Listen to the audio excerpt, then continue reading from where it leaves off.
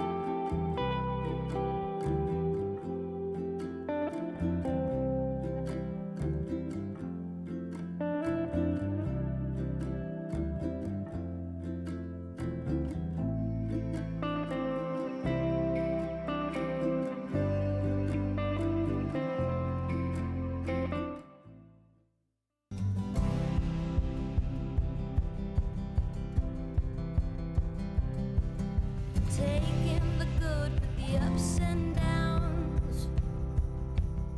I wanna see how the world turns round. Let's go adventure in the deep blue sea. Home is with you wherever that may be. Home is with you wherever that may be.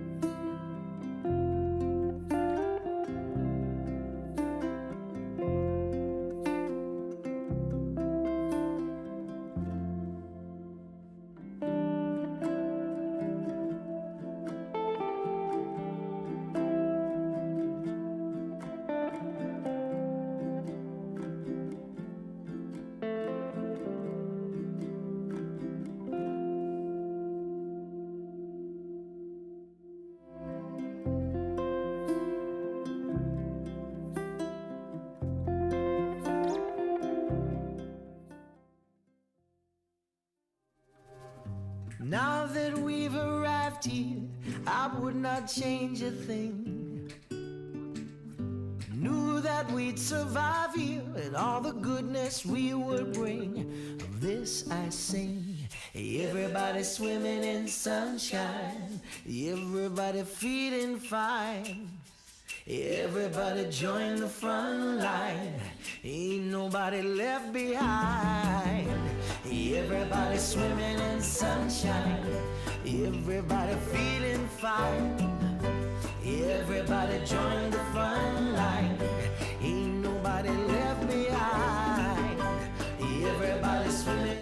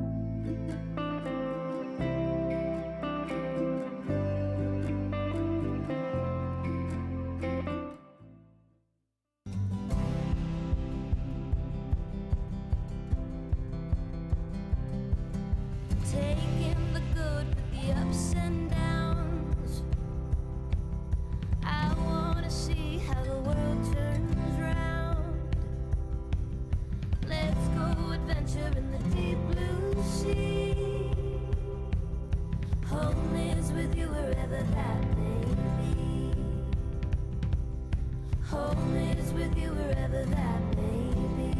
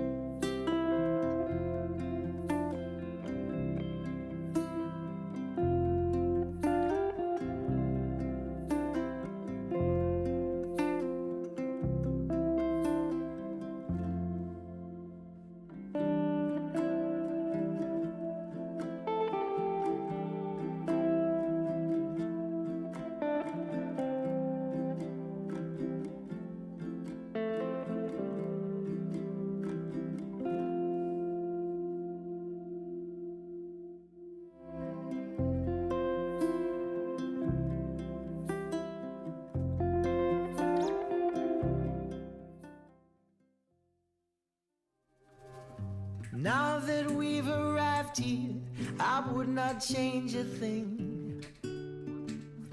Knew that we'd survive here and all the goodness we would bring. Of this I sing.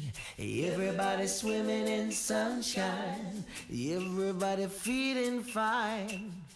Everybody join the front line, ain't nobody left behind.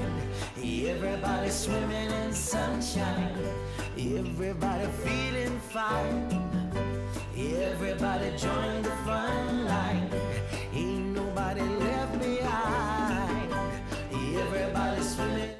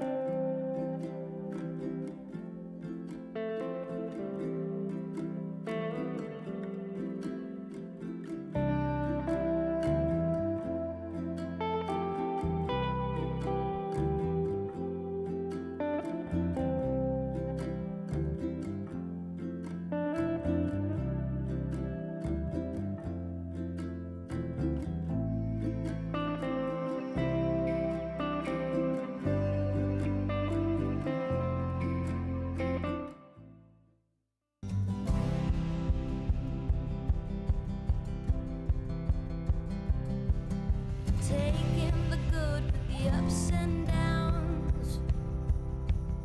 I wanna see how the world turns round. Let's go adventure in the deep blue sea. Home is with you wherever that may be.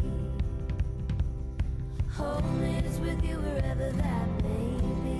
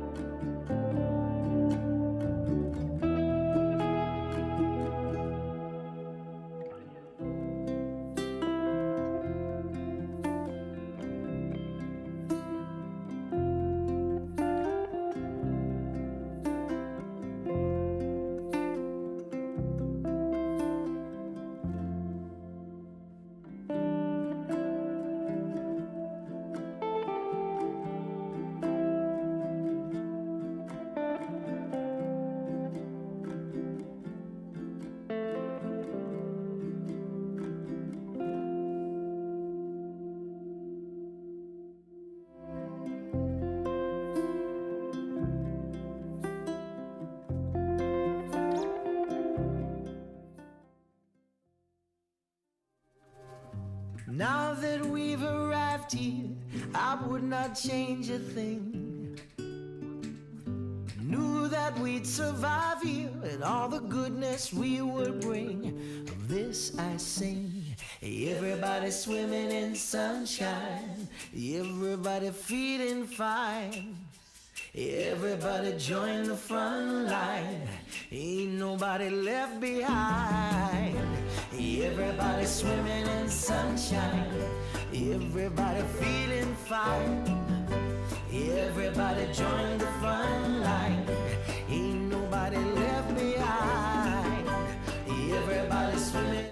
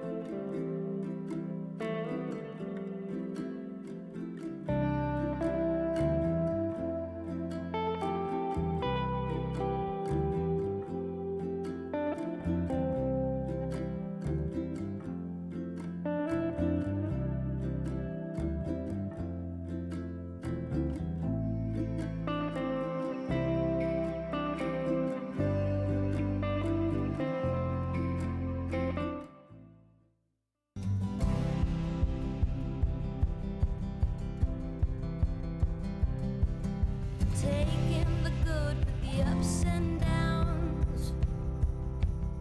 I wanna see how the world turns round. Let's go adventure in the deep blue sea. Home is with you wherever that may be. Home is with you wherever that may be.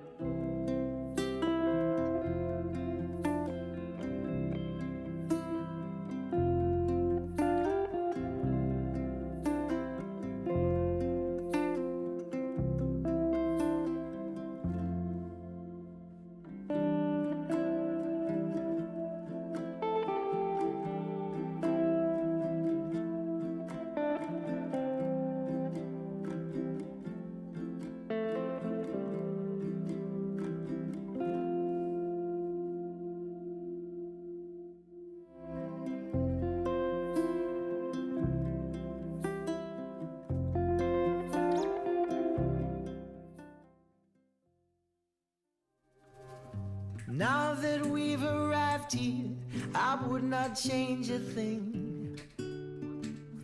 Knew that we'd survive here and all the goodness we would bring. Of this I sing. Everybody swimming in sunshine, everybody feeling fine. Everybody join the front line, ain't nobody left behind.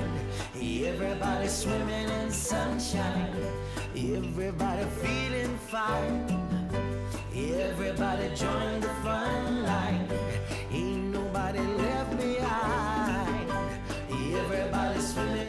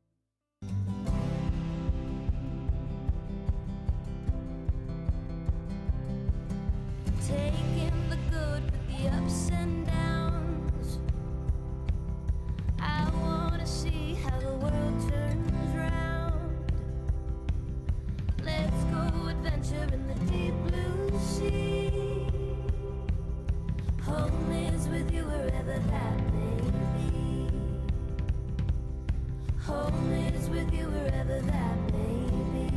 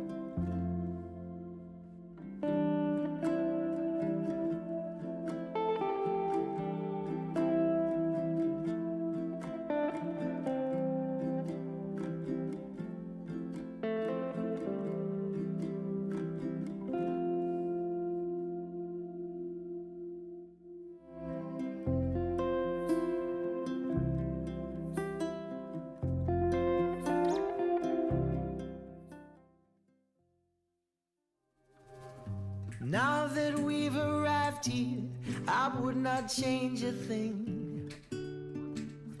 Knew that we'd survive here and all the goodness we would bring. Of this I sing. Everybody swimming in sunshine, everybody feeling fine. Everybody join the front line, ain't nobody left behind. Everybody swimming in sunshine, everybody feeling fine. Everybody join the front line, ain't nobody left behind. Everybody swimming.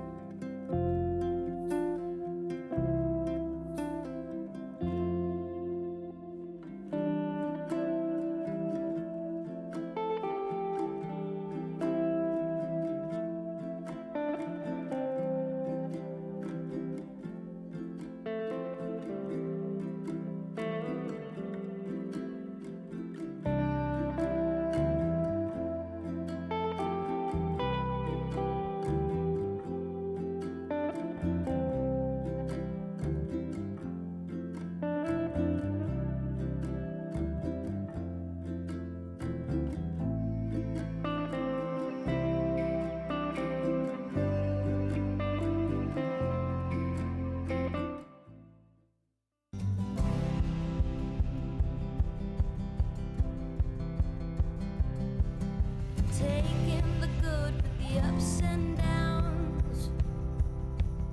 I wanna see how the world turns round. Let's go adventure in the deep blue sea.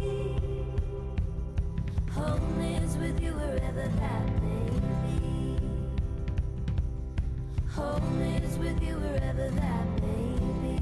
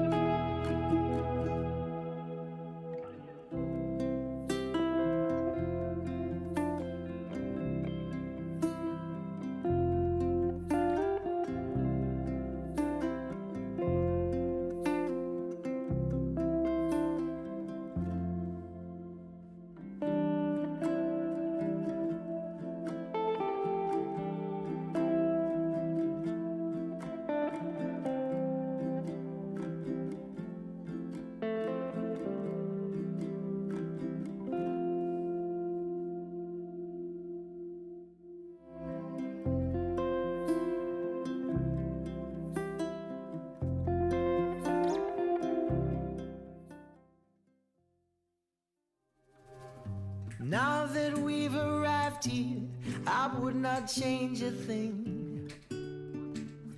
Knew that we'd survive here and all the goodness we would bring. Of this I sing. Everybody swimming in sunshine, everybody feeling fine. Everybody join the front line, ain't nobody left behind. Everybody swimming in sunshine, everybody feeling fine.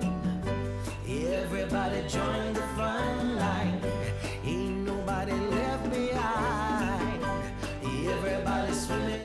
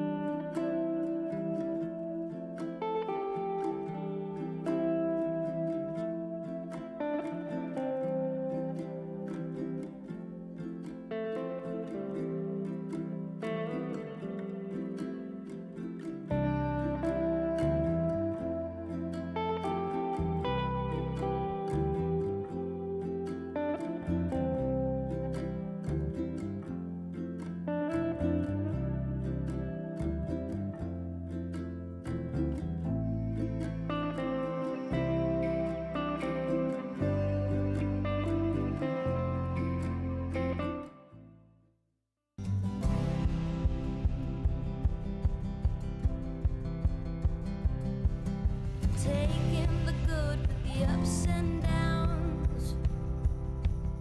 I wanna see how the world turns round. Let's go adventure in the deep blue sea. Home is with you wherever that may be. Home is with you wherever that may be.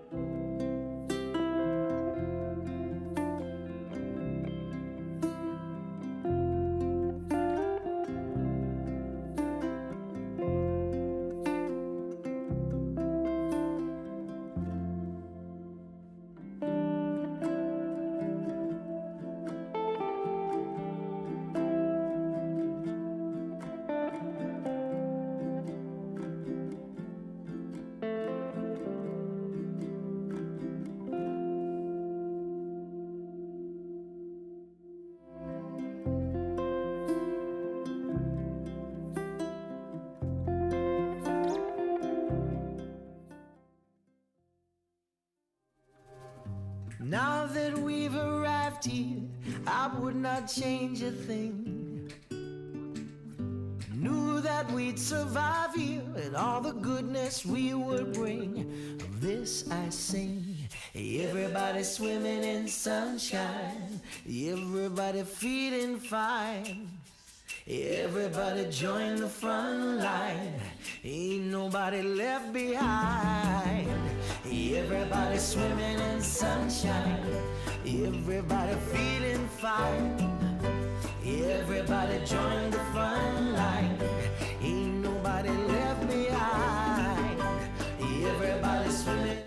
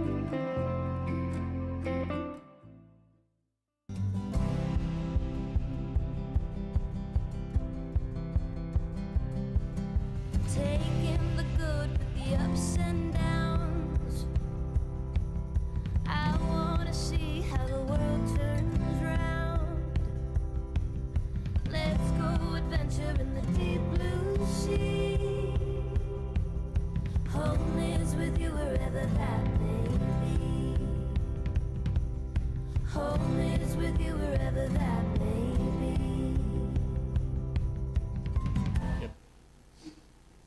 Okay, councillors, I'll open the meeting for the 8th of November, and thank everyone for your attendance.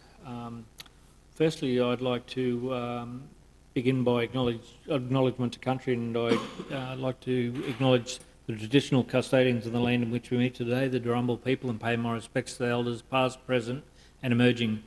I'd also like to acknowledge the neighbouring Aboriginal peoples within our local government area, the Gungaloo Nation people, the Barada, Cabelbarra and Yeddamarala people.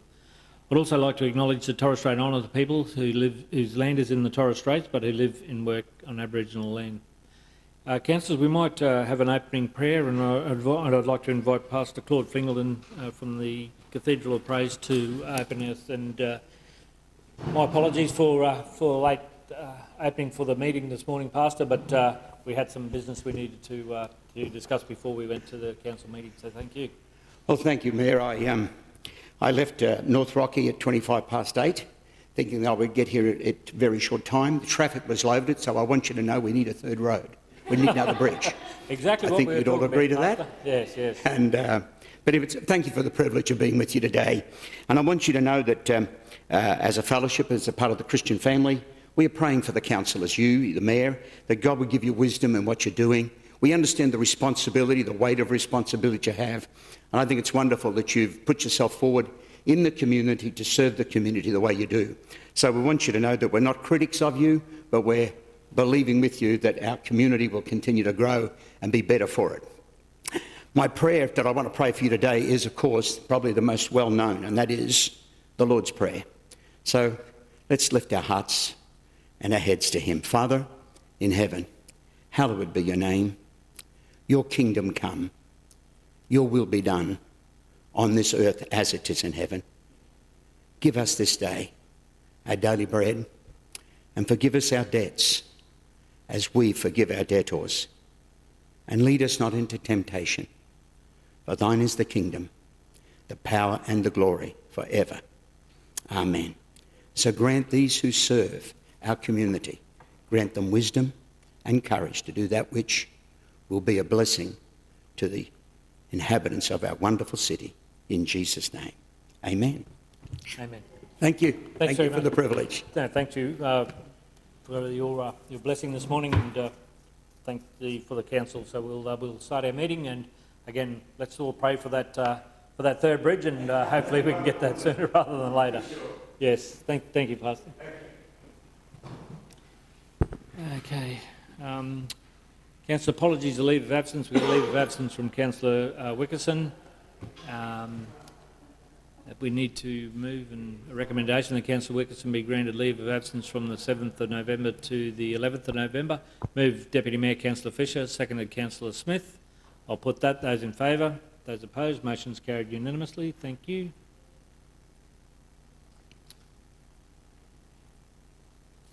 Confirmation of the previous minutes. Council, we have two confirmations there from the minutes from the October 25th meeting and from the October 28th Special Council meeting to be confirmed as true and accurate record of those. Councillor Smith, happy to move. We have a seconder.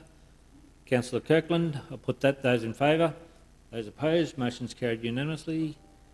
Councillors' declarations in matters on the agenda. Not sure we have any, but if there is any that arise during the course of the meeting, please let us know. We can duly note that. Business outstanding, table nil. Public forum deputations nil. Presentation of petitions nil. Committee reports nil.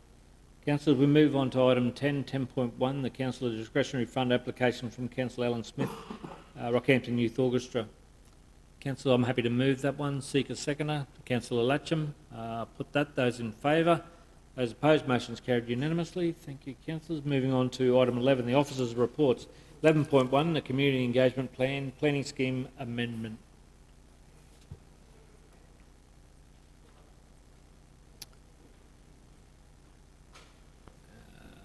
Who we got there? Cameron? Thank you.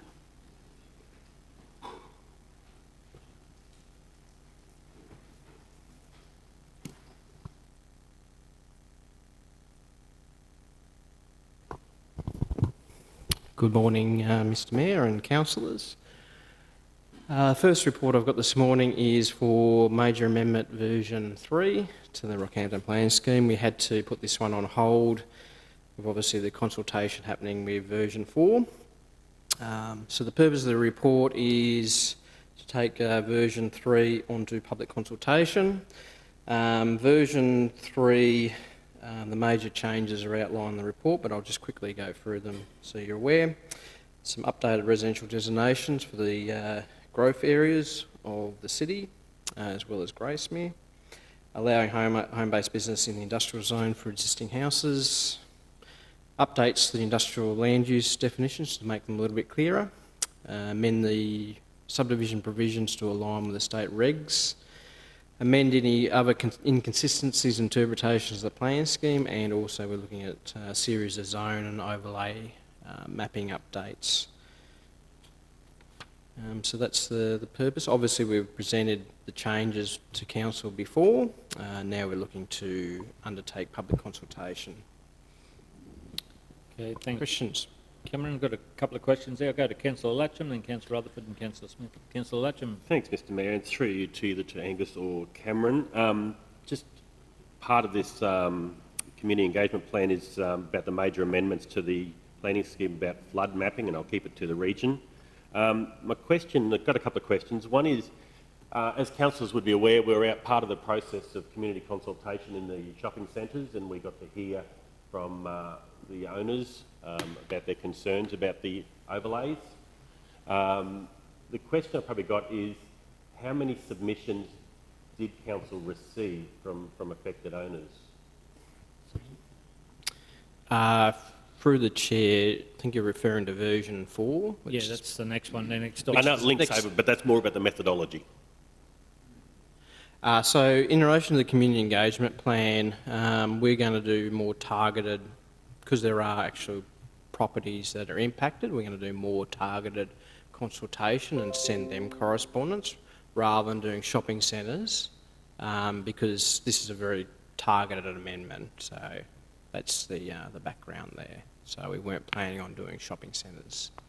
Okay, sorry. So just to be clear, you haven't actually...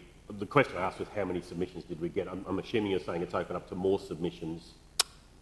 We haven't gone to public consultation yet, so we haven't received any submissions on version 3.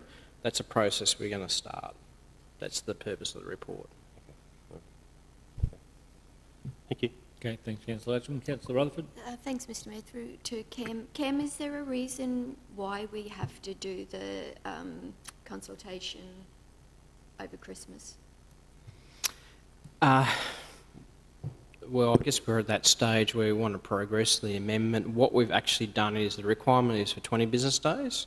We've actually extended that because it is over Christmas. But we felt if we could start late November, run through December and to mid-January, that would give people sufficient time to put in an amendment, a submission. Mr Mayor, I did read that it was 11 days extra. I'm not sure that's the issue. I think the issue is the period of time. You know, when people start looking at getting ready for end of school and then Christmas and then New Year and then getting back to school, I just don't think that that's the time of the year where we should be doing important consultation for any issue. And this one does have a couple of key things that I think the community will have an opinion on, and I just don't think it's good to be doing it over a Christmas period. Cam, times? Look, that's fine. It doesn't really worry me too much. I just have to notify the state government, because once you do an amendment, you should go to public consultation in a reasonable time frame, and we have obviously delayed this for a long time because we've had the major amendment version 3.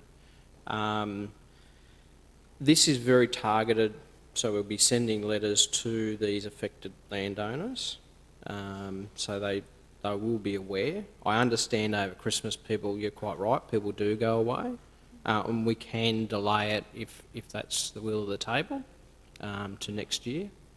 There's no issue in doing that, but obviously I guess I'm just wanting to trying to progress push- things. Get it through. Get it through, yep.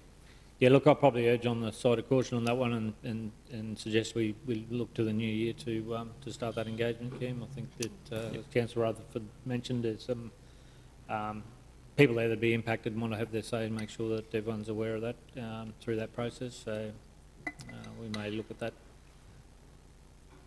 Councillor Smith and then Councillor Deputy Mayor Councillor Yeah. Fisher. Thanks, Mr Mayor. Cam, I was just looking for some more information on the subdivision one, and I tried to look back to where we got information last time, and I just couldn't find it. It's not mentioned in the commentary. Could you give me a little bit of information about that one? The state regulations, we're aligning with the mandatory state regulations. Yeah, so those changes come straight from the Planning Act regulation itself, and they're obviously in that particular document, and they're actually what development assessment have to comply with now for reconfiguring lots, and all we are doing is rolling those requirements, those mandatory requirements into the scheme itself. So it talks a little bit about design of subdivisions. A lot of the requirements are already achieved in the scheme anyway. It is just ensuring that the wording aligns with what's in the state. But I can send you that information if you want more. Okay, thanks for that. So it's not really nothing major that we need to worry about? No, well the DA team have to comply with it now because it is state mandatory requirements, and all we're doing is updating the scheme to reflect that. Okay. Just the two schools that have been added to the Heritage Place mapping, I was sort of a bit interested in more information about that. I didn't think they added schools to heritage places. So all our other older schools would be already on the register? So We do have, so this is Queensland State Heritage Register. So these schools have been added in, more likely at the request of the schools themselves or a local community group. There are a number of schools already on the Heritage Register list. The reason for incorporating the planning scheme is because we have requirements around when you're adjoining these particular sites. does that influence the heritage houses in that locality or the, what do they call it? The character housing? Character, yeah. Yeah, that's a separate overlay Okay. in the scheme, the character housing, because it has specific design requirements in relation to character houses. This is more to do with referral triggers when they're adjoining a property on the state heritage register, but also if we do get something that's adjoining something on the state heritage register, that we look at it from a design perspective to make sure that it's in keeping with that heritage. Okay. Thanks, Councillor Smith. Councillor Fisher, Deputy Mayor. Thank you, Mr Mayor. I share your concerns about the completion date for this, and giving that extra time in January, I think is actually quite commendable. In saying that, I do commend this report because I think we do need to get the public consultation for version 3 out and for the public, because these ones here are a number of concerns that we've raised for some time to get this scheme amended. And some of those ones are the home-based businesses in industrial areas. That's one thing there that has come up repeatedly. We need that to get the tick. Also, the update on residential designations based on population growth. That's another important one we need to get up and approve, because when we get to the planning scheme version 4, there are more prickles than a porcupine on that still. So let's get some of these ones that are really needed out to public consultation, work through so that we can get those amendments made, and then we can spend the time working through version 4. So I commend this and I'll support this when it comes to the vote. Okay, thanks, Councillor Fisher. We're looking at adding a further dot point to the officer's recommendation with regards to the date. Consultation commenced on the 16th of January for the statutory period of 30 days. So Statutory period would be 20 days. 20 days. Yeah. Okay, sorry. Yeah. Councillor Smith.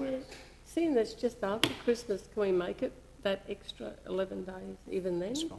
Like 16th of January, you know, kids aren't back at school yet. A lot of people will still be away on holiday. Councillor, we can't keep deferring it. I think this is this is an opportunity there. I just feel it's been so long now, like it's a long process anyway. And I just think anything December, January is a write-off. Yeah. I'm probably keen just to keep it at that, Councillor, and see if that flies. Yep. So it'll take through most of January, yeah. Councillor Mathers?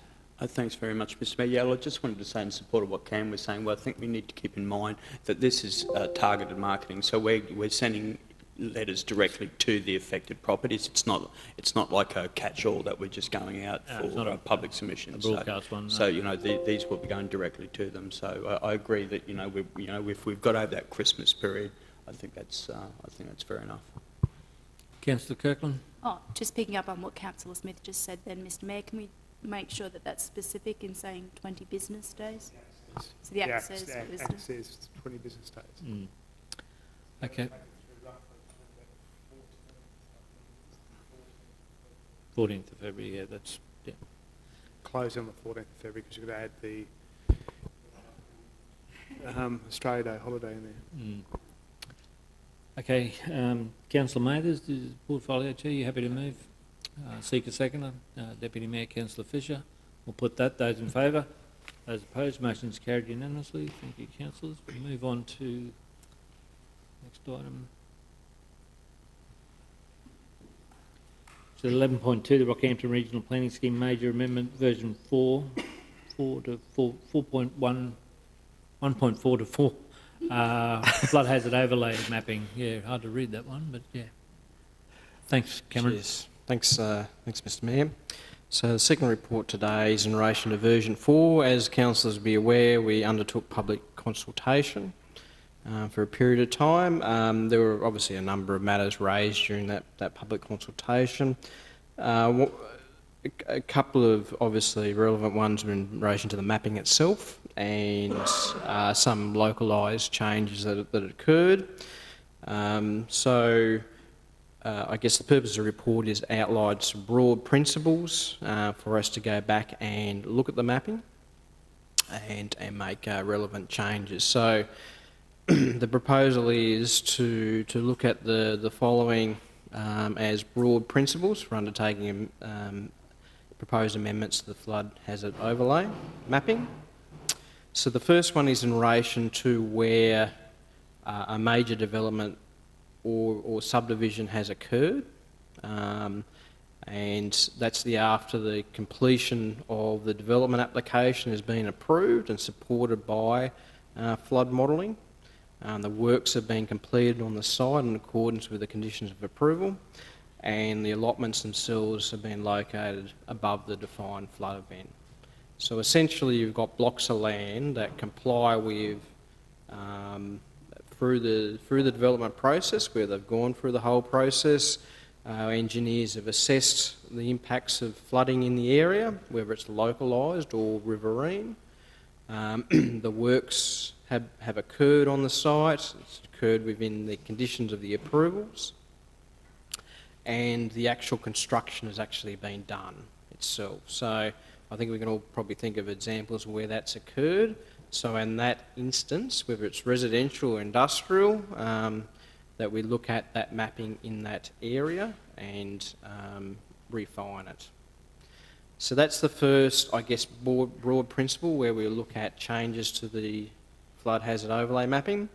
The second one is in relation to where we've completed infrastructure works in the area, and these are obviously significant infrastructure works, and we've improved in accordance with drainage schemes for that particular area, and council has the ability or has undertaken flood modelling in that area too to reflect those changes to the works that have been completed. So that's when council's actually gone in and improved an area, improved a situation for whether it's the stormwater system or acquisition of land to help mitigate or control the flow of water in that particular area.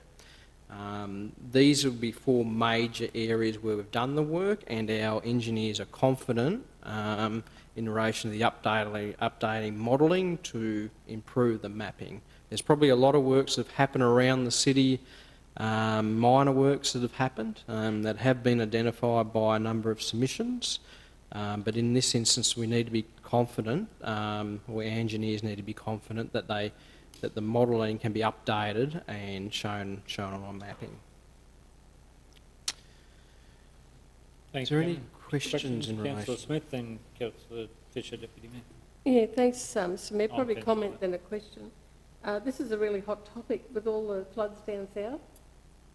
Been on the news, and a lot of people are starting to say, oh, you know, fancy the council letting them build in those areas where they're being flooded. And I said, well, there was no mapping before. Now we have mapping, that it shouldn't happen again. But and I know we've gone through this Q100 and what it means and whatever, but I just wanted to ask, someone even commented, oh, 1918 flood, it was flooded in East Street. Now, does the 1918 flood, does that come into this equation, or do we go to the next highest one, 1954? Like, where's our mapping at with flood heights? Because we still have subdivisions along the river. That's what I was sort of concerned about. So my understanding is the 1980 flood was actually quite high. I mean, the industry standard is the 1% AEP, and annual exceedance probability, and that's obviously based at a gauge height for the revised modelling. So that 1918 is a specific event in itself, much higher than the one we've actually mapped itself. I mean, Peter Angus might know an event that's happened in the last century. It's close to the 1% AEP, but that's the industry benchmark that we use, and that's pretty consistent across the country. So you'd see that overlay on our planning scheme, Councillor, that the shaded blue is a 1% Yeah. AEP, and that'll give you an indication of where that is. And every time we do a flood, there's always readings taken to see what level that is at a time. And every flood's different. There'll be different areas that'll have different heights and experiences, but we'll gather that information as those events occur to better capture that data to include into our planning scheme. So, just another question through the chair. So with the blue, you can definitely build on that. You build up, and people are advised of the height they've got to build up to. Trying to explain that to people that have, you know, their flood mapping on their properties is really difficult, because they think, well, if it's blue, they can't build on it or do anything with it. Yeah, just through the chair, it's important to acknowledge that we've got riverine mapping as well as local catchment mapping, and in relation to local catchment mapping, we've got obviously 2 categories: planning area and planning area 1 and planning area 2. Obviously in planning area 2, which is the light blue that's been referred to by Councillor Smith, yes, you can potentially build in those areas. Obviously you need to go for a development application process, and of course you need to build above that defined flood event. We obviously don't want to see subdivisions and things like that in those areas. We don't want to necessarily increase the population density, but where people want to build a shed or do an extension, then potentially we can allow for that in that planning area to the light blue area. Thanks, Cameron. Councillor Fisher and then Councillor Latcham. Thank you very much, Mr Mayor. I've probably been one of the greatest critics of this latest planning scheme version 4. I have to commend you, Cameron, and that always sort of concerned when the public and the submissions came through and there were sort of so many really well thought out submissions that you have actually taken the time to look at and say, well, we'll sort of look at the review and support this. I think that this is something that's a real positive for our community, that where we are listening to those members of the public that have raised those questions, and particularly, in my council division there, around the creeks and waterways and what impacts that have. So I support this, and I personally commend you for actually taking this leadership, because I think this is one of the things there that will resonate in the community. So thank you very much. Thanks. Thanks, Councillor Fisher. Just, I'd also, I mean, obviously there's a whole team involved, and Manisha and Garn, Angus, Evan and Martin and others have been obviously quite involved in the process. So, yeah, they're the engineers that have done all the work. So, and just a reminder, this is not the creek overlays are not something new. We've been in this space since 2011. That work's been refined and that data's been captured again, stemming from the Flood Commission inquiry, where there were a number of lives lost, and the requirement on councils to put this mapping, include this mapping into their planning scheme. So, yeah, but a great team effort and a lot of work that's been done over those many, many years. So, again, echo those comments from Deputy Mayor Councillor Fisher. Thank you. Councillor Latcham and then Councillor Mathers. Thanks, Mr Mayor, and through to Cameron, if I may. Cameron, I mentioned before about methodology, and we talked about the confidence. You've got obviously a lot of confidence in the report and the mapping as it stands at the moment. Kind of from that community consultation, there was a lot of people who had come up to us, councillors, and they mentioned they'd been living at a place for 40, 50 years, probably longer, and they said they have never, ever had water, flood water or anything over their land, ever. And I find that hard to comprehend how a flood mapping module or methodology can say, yes, there's going to be flooding there, but when you talk to the real people, they say, no, that doesn't happen. And I'm just worried. Should this be something that's peer reviewed? I'll go to Peter, and it's one that councillor. It's been a question that I asked when I was a councillor at the same time when we did that initial mapping. And Peter, would you like to respond to that one, please? Yes, I will, through the chair. There's two things. One is this is quite clearly called the 1% or 100-year AEP. It's not a real event. It's a modelled event. And it is highly likely in effectively urban catchments on localised rainfall that you will never see. And then all of a sudden you can see in two events in 1 year. So the notion that you've been there for 50 years, that's nice, but the chances of you seeing it is just purely probability. And it's a 1% chance in any 1 year. So it's not going to be linked to how long you live there. It's purely a statistical event. But it's important because that's the event that triggers the level of safety, the insurance risk and all those things. So it's normal practice that many people have lived for a long time, 100 years, and not seen a flood. Okay? But if you look down at the southeast, there's people now probably seen 2 very high floods within the same year, but they haven't probably for 30 to 50 years. So it's not a historical based science. Okay? And some of those experienced down south are a 1 in a 200-year flood, so which is higher than the 1%. So it's it is what it is. But the level is the 1% AEP. That and just for the chair too, that's why they don't refer to a 1 in 100. Like people think that that's a 1 in a chance in 100 years, and that's why I went to a percentage, a 1% chance of happening each year in 100 years. So you could get 3 or 4 events in 100 years. And that's why they got away from the 1 in 100, 1 in a 200, because people think, it's only going to happen. I might even not even happen in my lifetime. Councillor Latcham's right. We did get a lot of submissions who pointed out, I've been here for 50 years, 90 years. One lady was been there for 90 years and never seen anything. But obviously, as Peter's pointed out, it is a benchmark. It is a probability. Thanks, Cam. Peter. Councillor Mathers and Councillor Rutherford. Thanks very much, Mr Mayor. Just leading on from that too, Councillor Latcham, I'm pretty sure the heights, I can't remember them exactly off the top of my head, but I think it's almost half a metre higher than one of the largest floods. It's not as high as the 1918 flood, but I think the 1991 flood or something is still half a metre higher than that. So it's certainly higher than anything that we've seen in our lifetime, and that's one of the reasons why those heights are there.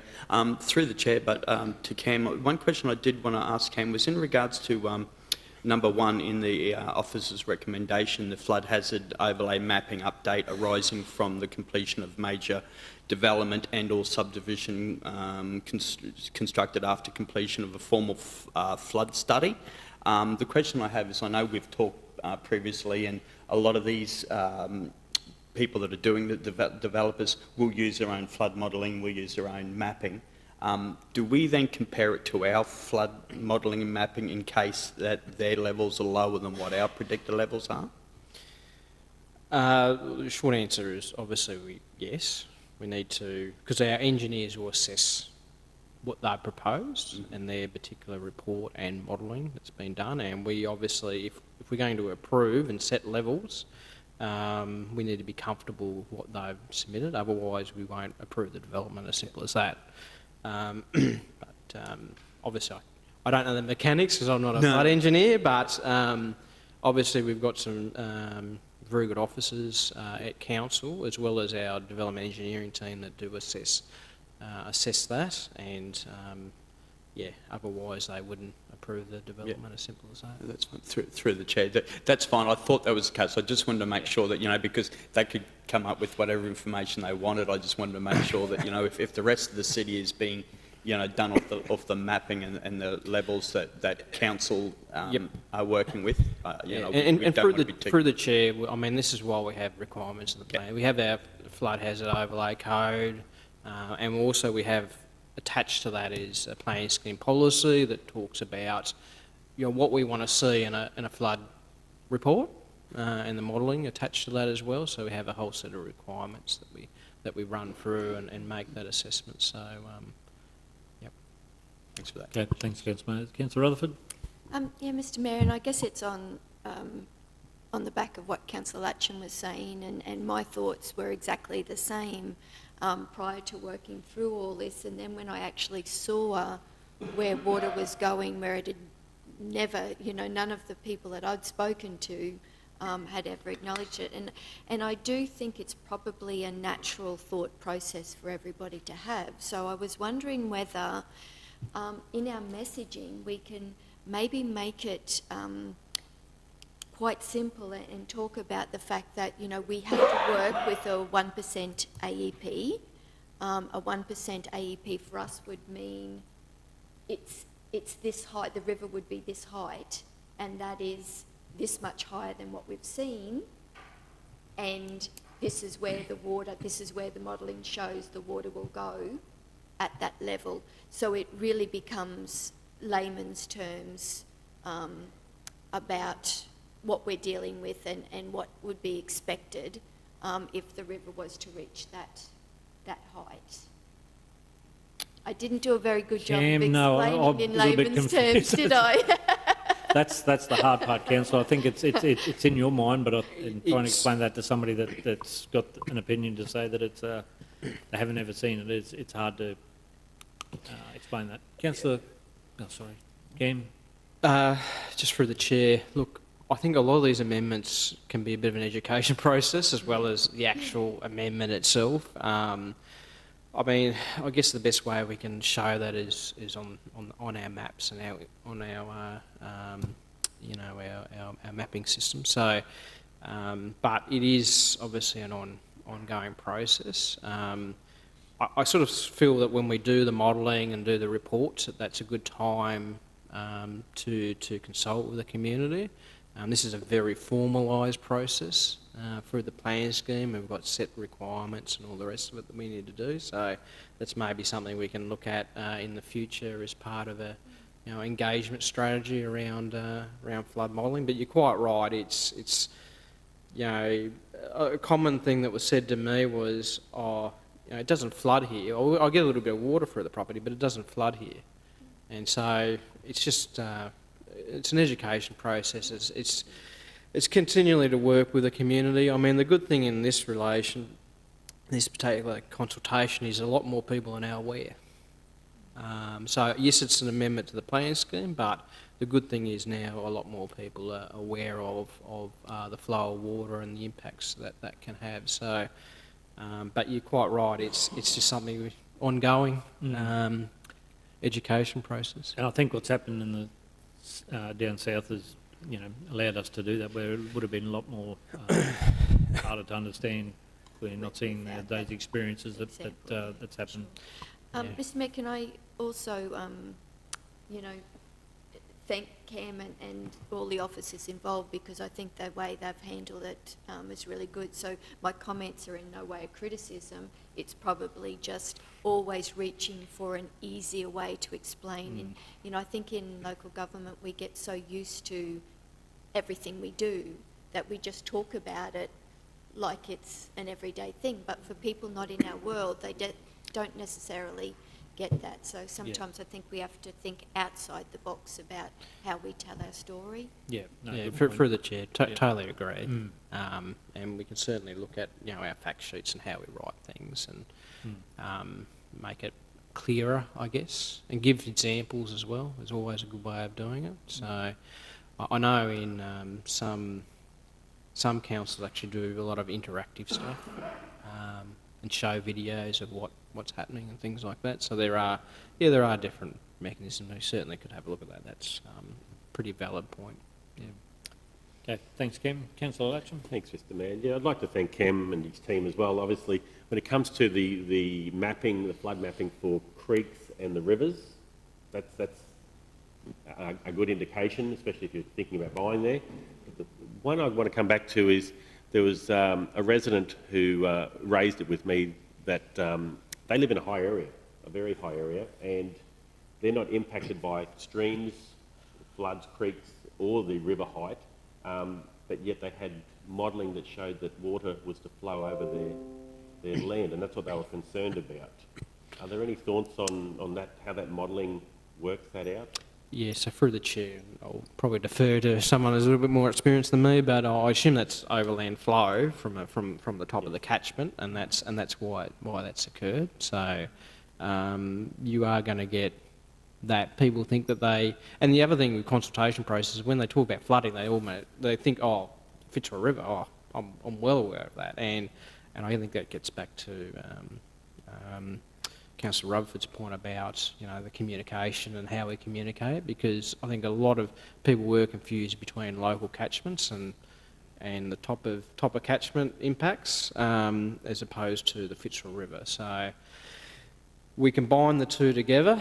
Maybe in the future we might separate them out so it's a little bit easier for people to understand. But I do take your point that people on the higher ground may think that they don't get subject to flooding, but obviously they do through overland flow. I would have, if I may, I would have thought, Mr Chair, I would have thought possibly it had to do with the intensity of the rain, more so when we talk about the 1%. If you get 10 inches in 1 hour versus 1 inch in an hour, obviously the 10 inches is more likely to have flood or overland flow going through over someone's high land. Does that come into the consideration? I might jump in there. Okay. So the properties on hills are equally at risk of flooding as someone in low ground. Unfortunately, the community here hasn't seen a lot of it, so they always look, as was said, down at the river and a creek. So the modelling does, this is all based on different terminology. We're using a term called overland flow.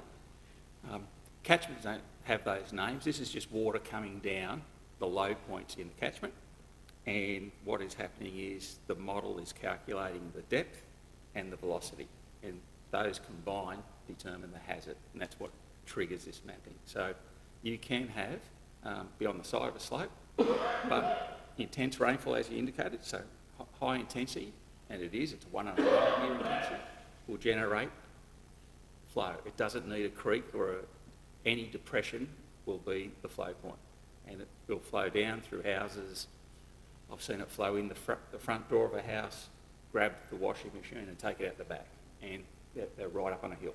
So it's nothing about low points, it's just purely, and we'll stick with that term, we'll call it overland flow. All right, And thank you. And again, I've seen experiences with the tropical cyclone Oswald, where it was high intense rain bursts in North Rockhampton and happened overnight time. A lot of people wouldn't have even witnessed how high their backyards or those flows would have occurred, but that was a significant event where a lot of people had seen water where they hadn't seen it before. And again, that's just, you know, climate and those experiences. So until you experience it, they're the same questions that I'd asked when I was a councillor. So they're legitimate questions where people have you know, having these overlays put onto their properties, but it's that percentage there that and that data that's captured there. And again, these are live documents. They'll continue to be updated, and as that data comes through and renewed through other events. So yeah. But that said, we're required to do it now. It's not like we can ignore it and not do it. We're bound to have this in our planning schemes going forward. So, Kim, I'd just again like to echo the comments from the councillors and the team that the work that's gone in to this planning process and what's underdone in that, what's been undertaken in that area. So, I think we've exhausted the questions. We might move on.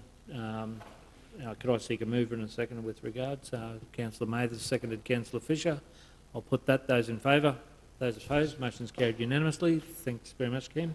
Thank you. We move on to 11.3, the 2022-23 operational quarterly report, quarterly first proposed amendments to the 22-23 operational plan. Thanks very much, Shannon. Good morning, Mayor and councillors. This report is presenting Council's Operational Plan Progress Report for Quarter 1, 2022 and 2023. Councils will be aware that this is the first Operational Plan Progress Report under the new corporate plan. Councillors are familiar with the usual format of the report. The report provides commentary and a summary in relation to the key focus areas in the operational plan, as well as updates to the major capital projects.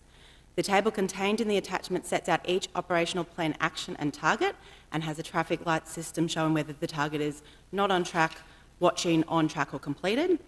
Overall, the majority of the targets are on track for this quarter. In addition, this report also seeks Council's adoption of the proposed amendments to the 2022-2023 operational plan, which is detailed within the report and outlined in attachment 2. The format of this presentation this morning will be similar to previous reports, with the leadership team presenting on their areas. And firstly, I'll call on Ross to provide an overview of the Corporate Services Department. Thank you. Thanks very much, Ross. Thank you, Mr Mayor. Okay, for the first quarter, I'll just get on a few things. First up, Mr Mayor, was our key statistics, I suppose. And one of them was our customer calls answered. We were a bit behind, 54%, target 75%. Mostly, I guess predominantly around was our staff levels. Like, I suppose a lot of places struggling with staff, and it is a peak time with dogs, rates, etc. So we did struggle a little bit there. I have been advised over the last month we did get it back over the target. That'll be reported next quarter, but that's just 1 month. So the other key statistics we did do okay in was our suppliers paid within trading terms. Has been challenging at times. We target 90%, which is quite a high benchmark, but we did hit 92% for the quarter, so happy with that. Our lost time injuries went really well the first quarter as well, where we targeted 35 for the year. We're at 7 for that quarter. Still 7 too many, but we still, there's a body of work that continues with that, which I'll get to in a minute. Top 100 suppliers under contract, we've met that target. The other issue just to raise is what you will see monthly was our budget, the budget that's reported through council each month, but just for the quarter, just a couple of key points is that we were at operationally at 23% for the year, and our operational revenue, while it's got accruals at 40%, that's because the rates have been levied, but we are quite happy with those results. The capital's a little bit behind budget. The CEO has taken some measures in that place for management to hone in on that capital spend during the next, part of the next budget review, which councillors should see next meeting that October review should be to council. So work has happened in that space. Our couple of things, you will see the amendment we have asked council to consider is about the people strategy. I think we were a little bit ambitious when we first said it, that we'd have it done by 31st of December.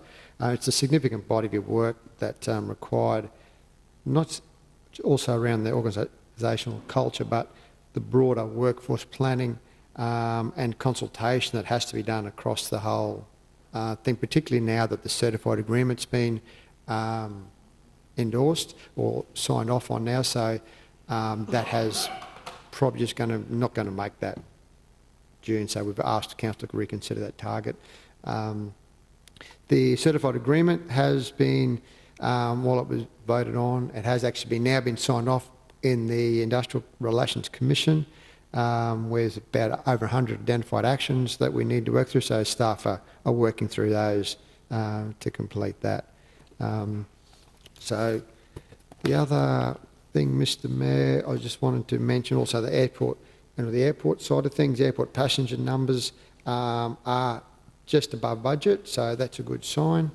Hopefully that continues throughout the whole year. And as far as their performance report, one non-financial performance target wasn't met. That was the bird strikes, which unfortunately we don't have. We have some control with what we do, but a lot of it we don't control. There was 13 versus 10.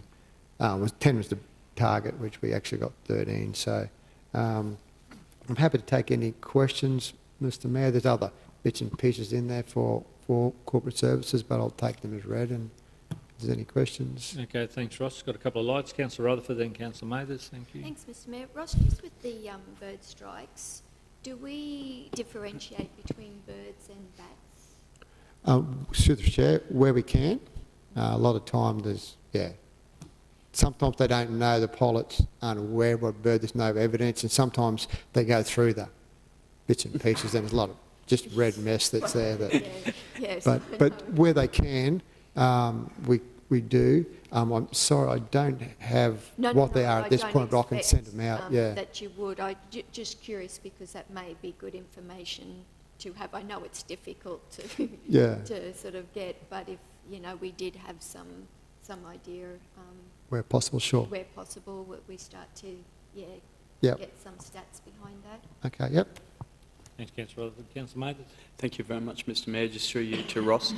Very similar question, Ross. I think they have given us breakdowns before, and the bat, when they could, the percentage of back strikes were quite high. The only reason why I was asking about it would be very interesting to see over the next quarter's reports. I would expect we'd see a decrease, or hopefully see a decrease because of obviously the colony moving on from Botanic Gardens.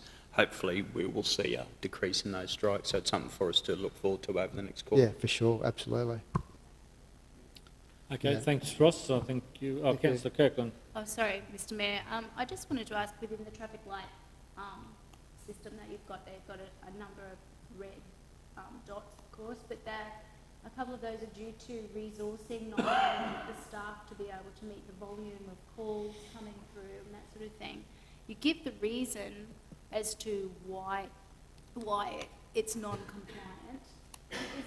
Is it possible to just have a sentence following on there what the action to improve that is, or if you think that those targets are too high, to reassess them moving forward? Like if we're not going to be able to get any more resourcing, perhaps the targets are too high. Yeah. Through the chair, predominantly it has been, the first quarter is a hard quarter because of the amount of the volume of work that comes through, but we did struggle with, like I say, with staff absenteeism, like just recruiting, training, that sort of stuff. So we think we've got the core right to meet that target.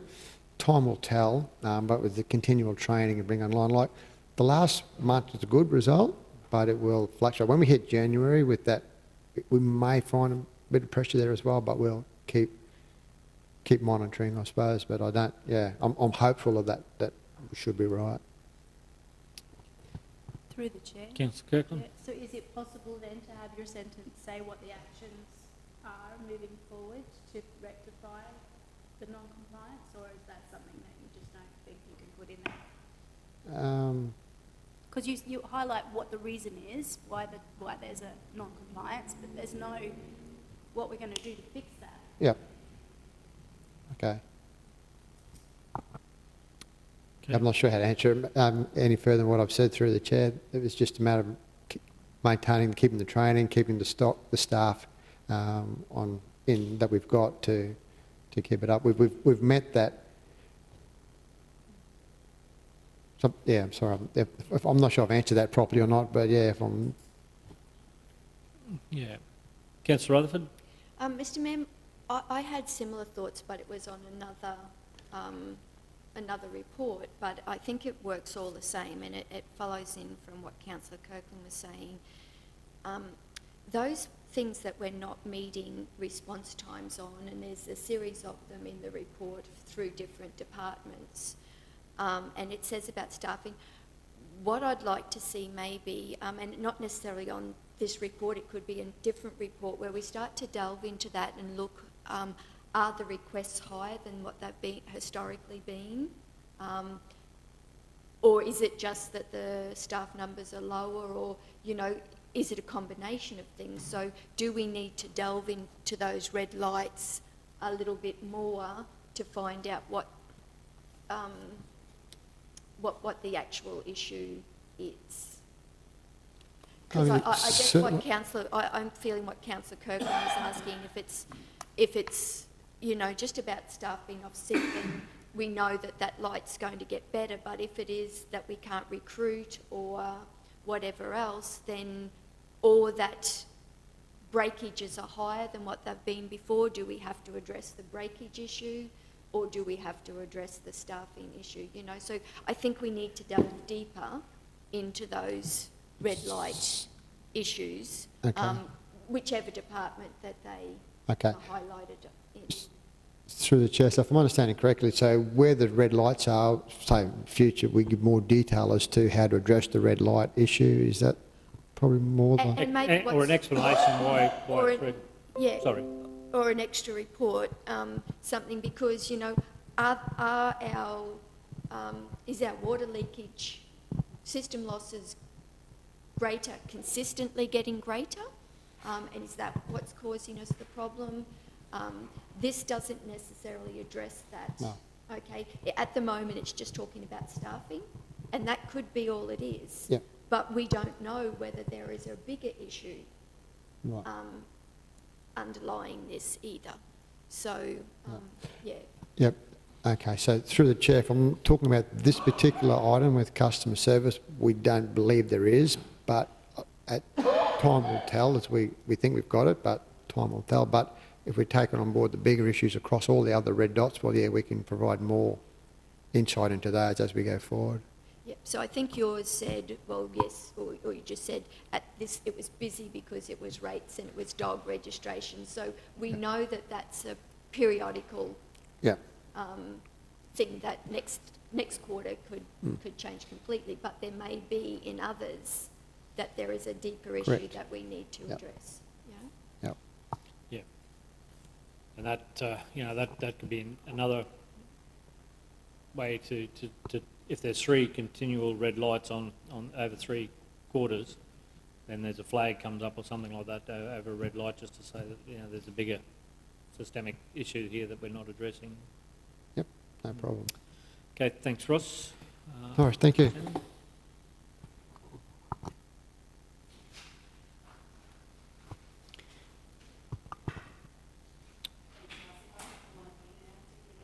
Okay, thanks, Peter.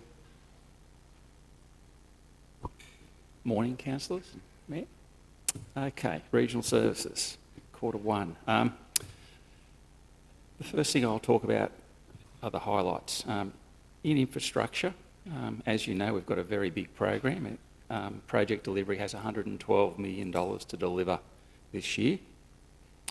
For the first quarter, we've spent 16% of that budget, and we've committed 45%. Right now, we're out to tender on 6 projects that are in the order of 90 to 100 million. So where we're sitting right now is I'm quite comfortable that we can deliver the program, but I'll tell you the challenges. Because of all those tenders out at the moment, it will be early next year, January, February, where we'll be awarding and really know our program. So it won't be till that February period where I'll be comfortable we can deliver and the timing of all those projects. The other thing, and I'll touch on some specific projects, but all of these projects are under cost escalation pressures and supply chain issues. So we will look at each tender very carefully to see what we can do to minimise that, but it's right across every project. So that's infrastructure. The other thing for Council to be aware of is the FOGO program completed the trial 30th of September, and it's now continuing on as a service, and 80% of the people have continued that service. The other highlight I wanted to draw Council's attention to is we just completed the update of the Mount Morgan Emergency Action Plan. It's been submitted to the regulator, and we will get feedback over the coming months. So that plan is how we manage the risk of that dam and the properties at risk below, which are around 300 odd properties. So what will happen out of that is we will actually get a response and a request to potentially do what's called an infrastructure implementation plan, but we'll bring that back to Council when we're clearer about what that means. Okay. Into the operational reports, the dots. Glenmore Water Treatment Plant, stage 2 is out for tender at the moment, and that project continues to have supply chain issues. The finish date of that project has moved from March to December 2023, and it's a project that continues to challenges in scope creep, and I'll talk more about that another day. North Rockhampton Sewage Treatment Plant is progressing well, still on track to finish in the third quarter of 25, so quite a bit more work to go there. The Gracemere Waste Transfer Station redevelopment has been finalised and will commence this week. So that's a good outcome. It's been a long time in the pipeline.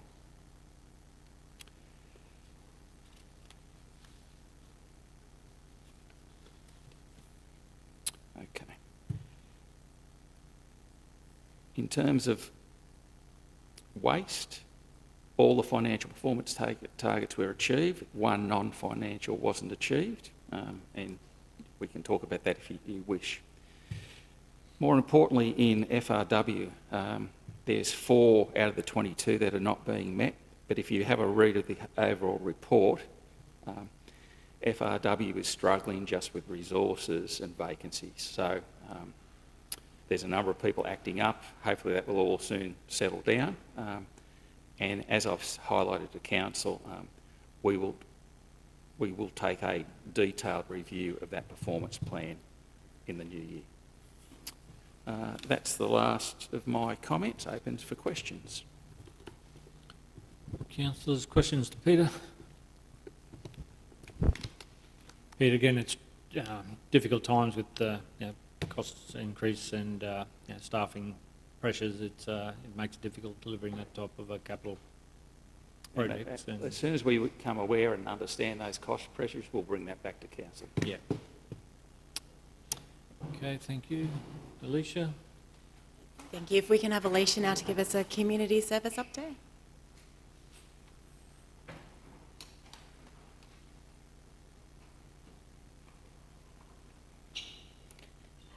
Morning, councillors. Being so early in the year means that there's still many projects underway. So if you talk about our dots, there isn't any red dots yet, so that's good. I have got a few highlights as normal because this is my chance to talk up the great work that the communities are doing. So in the sustainability portfolio, proud to have a new sustainability policy towards 2030 adopted in October, just recently. At our last Sustainability Executive Group meeting with the wider leadership team, we discussed the changing legislative changes and all that landscape and the upcoming opportunities. So I'm pleased to say that that policy will lay the platform for future and ensure that Council's plans, that we plan well for the upcoming changes, as well as take opportunities where we can. Council's undertaking some great partnering with our community groups to continue land management works at Newham Circuit with Capricornia catchments, as well as to improve Yappin Lagoon with Multicultural Australia. So it's through those partnerships that we can really do some value add for our community.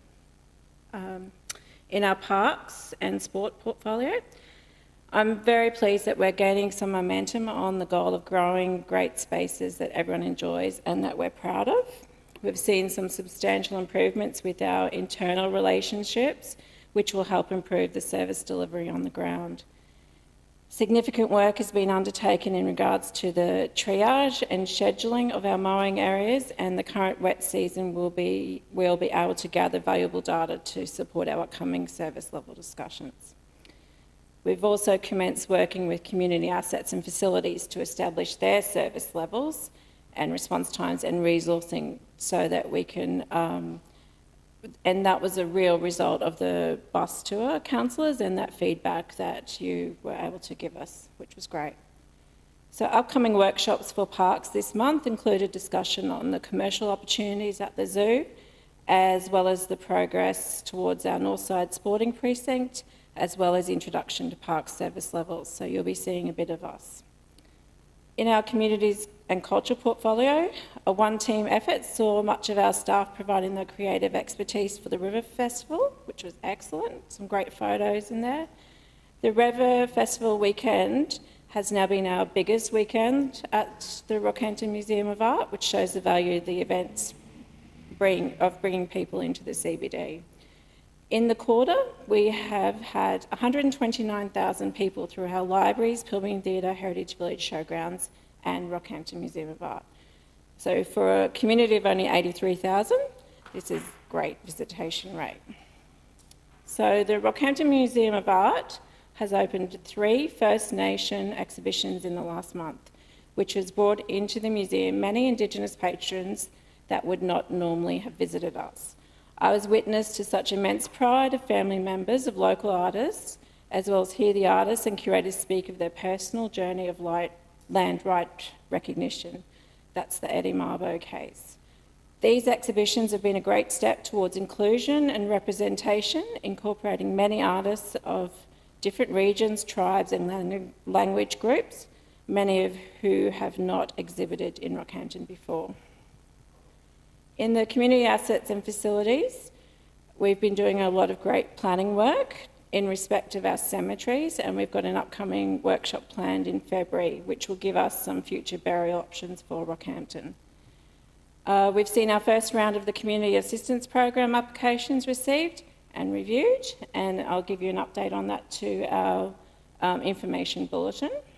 In the planning and reg space, the activity of development and applications has not yet slowed, so this group continues to punch well above their weight in dealing with customer requests and complaints. The deferral of the Ring Road project may mean that this group sees a little pressure reduction. That's it for me. Thanks for the opportunity to highlight the great work of communities, and I'm happy to take any questions. Alicia, something that I was looking for was to see the number of vacant lots and capacity that we have in the market there. Are we able to have that reported in there? See there's one highlight there where there was one allotment. So can I just clarify that, Mr Mayor? Do you mean the number of lots availability for development? No, available to the market for probably new lots rather than infill, but just having an understanding of what's out there on the market for people to develop. So in the past we and it takes a bit of work, but we have prepared reports that give you sort of the stages of each development application and where those things are at in terms of bringing those lots to the market. The alternative is then to look at the realestate.com and see what's there for sale. I can work with you, Mr. Mayor, to see what types of things, and work with Angus particularly as well. Oh, Angus, sorry. Just make the comment that we have previously collated that information through Jamie McCall's area. I think the last update we did was a couple of months ago, and at that time I believe the developers had effectively no stock and everything was being sold off the plan. But we can revisit that and come back to council with that. I think we need to do some work in that space to get an understanding, so we can start to advocate to see what we need to do to have more stock available in that area. Yep. Thank you. Councillor Rutherford. Thanks, Angus. Just a comment, if I may, Yep. Mr. Mayor, and that's probably sometimes the greatest achievements are not always the ones that can be seen, and I'd like to congratulate Alicia and Aaron on building a team within Parks Department of really pulling together their staff, opening up the communication channels, and listening and getting everyone on board. What's the saying? Everyone on board the bus and travelling in that one direction. So there has been an awful lot of work go into that, and I would certainly like to acknowledge that and congratulate Alicia and Aaron for the work they've done in that space. Thank you. Thanks very much, Councillor Rutherford. Duly noted. Thanks, Alicia. No questions. Further questions of the report. We'll ask Shannon to. Thanks, Alicia. If I can ask Greg now to give an advance Rockhampton summary as well.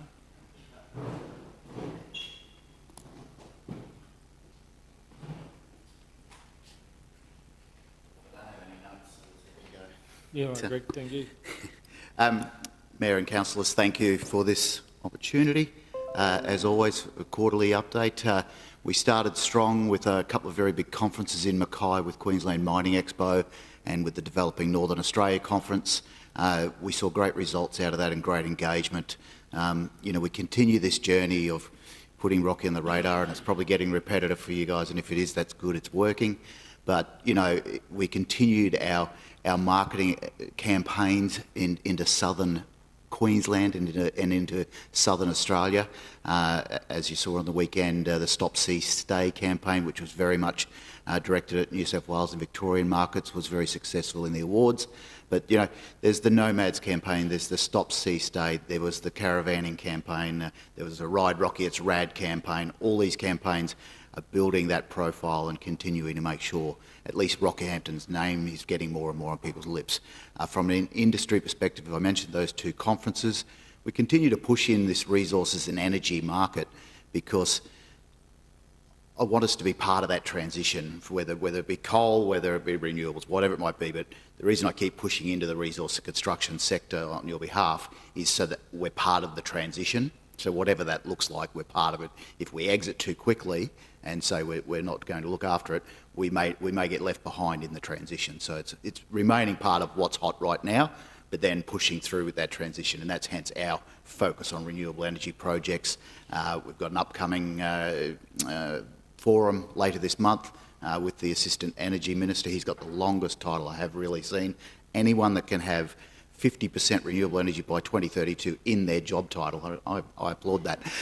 but I mean, those sort of, he will be up here along with three of our more traditional resources. We've got Bravus, we've got Horizon, and we've got Stanwell all speaking at that forum. So it's continuing to be part of that transition. We move on to the defence sector. We spent a lot of energy, whether it be from around this table, but also behind the scenes with the working group. First, we had the CQ Rock strategy, and we have only just in the last week submitted, about 10 days ago, submitted our defence submission to the Defence Strategic Review. We may not see any quick outcomes from that.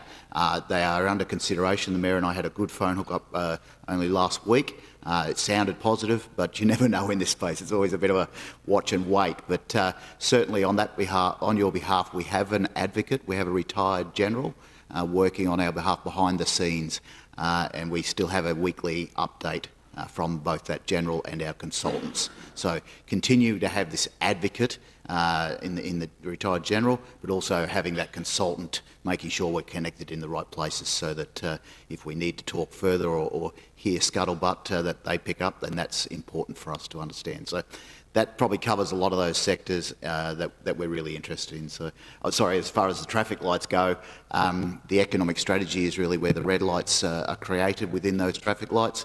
That economic strategy was going to come today, but you'll see it at the council meeting in 2 weeks. You'll all have a copy over the next week to give you plenty of time to review it prior to that council meeting. But it's very much based around the key industries where we speak about, I speak about a lot, and hopefully you do too. But so, it's not necessarily that the next big thing, what is it, but it's that journey with our key opportunities and our key sectors that we know where our strengths come from. So that's most of the red lights. All the other things are either on track or we're tracking them very closely. Good. Thanks, Mayor. Okay, thanks, Greg. Yeah, it's again probably just adding a bit more to the defence area. We had the Singaporean Services exercise and rather low-key event this year on the back of COVID, just not wanting to overdo it. But the engagement that was conducted during their stay and their visit was very appreciative of the Singaporean Armed Forces and their commitment to the region, and bigger exercises, which we will see a greater benefit to the economy in the years to come. It's just making sure that we tap into that and get the best bang for buck when they're on their R&R, and whether there's any resources that we can provide to those exercises is just another cog in that defence space there that we're working on as well. Councillor Smith, question? Oh yeah, thanks, Mr Mayor. Greg, I know our tourism awareness has many arms, but we did have some really good roadside signs down south. Do we keep renewing them, and have we ever got any additional ones? And also on our boundaries, I think we need to look at having, you're now in Rockhampton region, around the... It's two very good questions, and luckily enough I can answer them because they're in train. As far as our billboard campaigns go, we've just signed a 12-month contract in southeast Queensland to continue that journey. They're very strategically located boards on very busy roads, so we haven't tried to cover railway lines or anything like that. We're covering really high traffic areas to ensure and those change up, so that's whether it's Put Rocky on the Radar, Explore Rocky, Rocky Nats, whatever it might be, we change them because they're digital billboards. You can change them, in a moment's notice if you need to get a message out there. But we continue to roll those, and that's now a 12-month contract.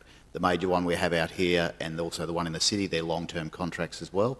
And we'll also starting to talk to POA and Bishop on future regional boards that may be strategically located as well. As far as our signage around, on highways and such, it's probably a dual-prong thing. Some of that is run by the RTO. Some of it's run by TMR, and trying to get them to change a sign can be a challenge.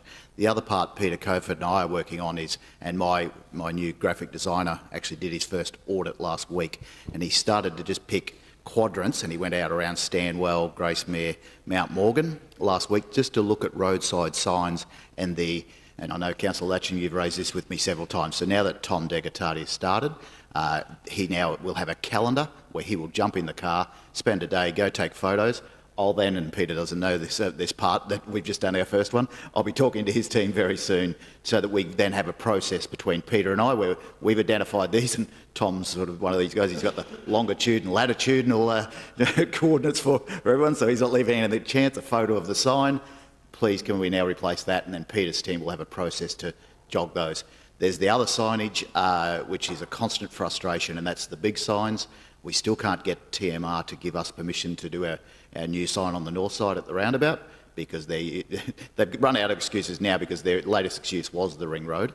But they might say that's now we've got to wait 2 more years before that one can be decided.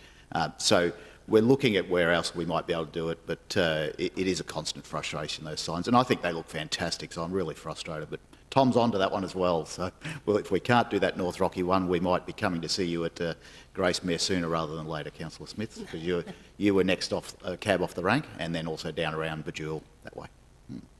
Yeah, thanks, Greg. So we're talking about the big brown sign that for North Rocky and Gracemere? Yeah, that's the big ones with the stones or rocks in them. Yeah, so they don't want to let us do them now? No. The hard part is if you're dealing with TMR, just getting them to approve it. They don't want anything. They don't want any signage or anything on their roads. That's what it really comes down to. Yeah. They oppose all the billboards. They oppose street signs. You know, they don't want any signage. That was the idea of having one north and south of the town. Yeah, correct. And Mount Morgan and Bouldercombe got theirs.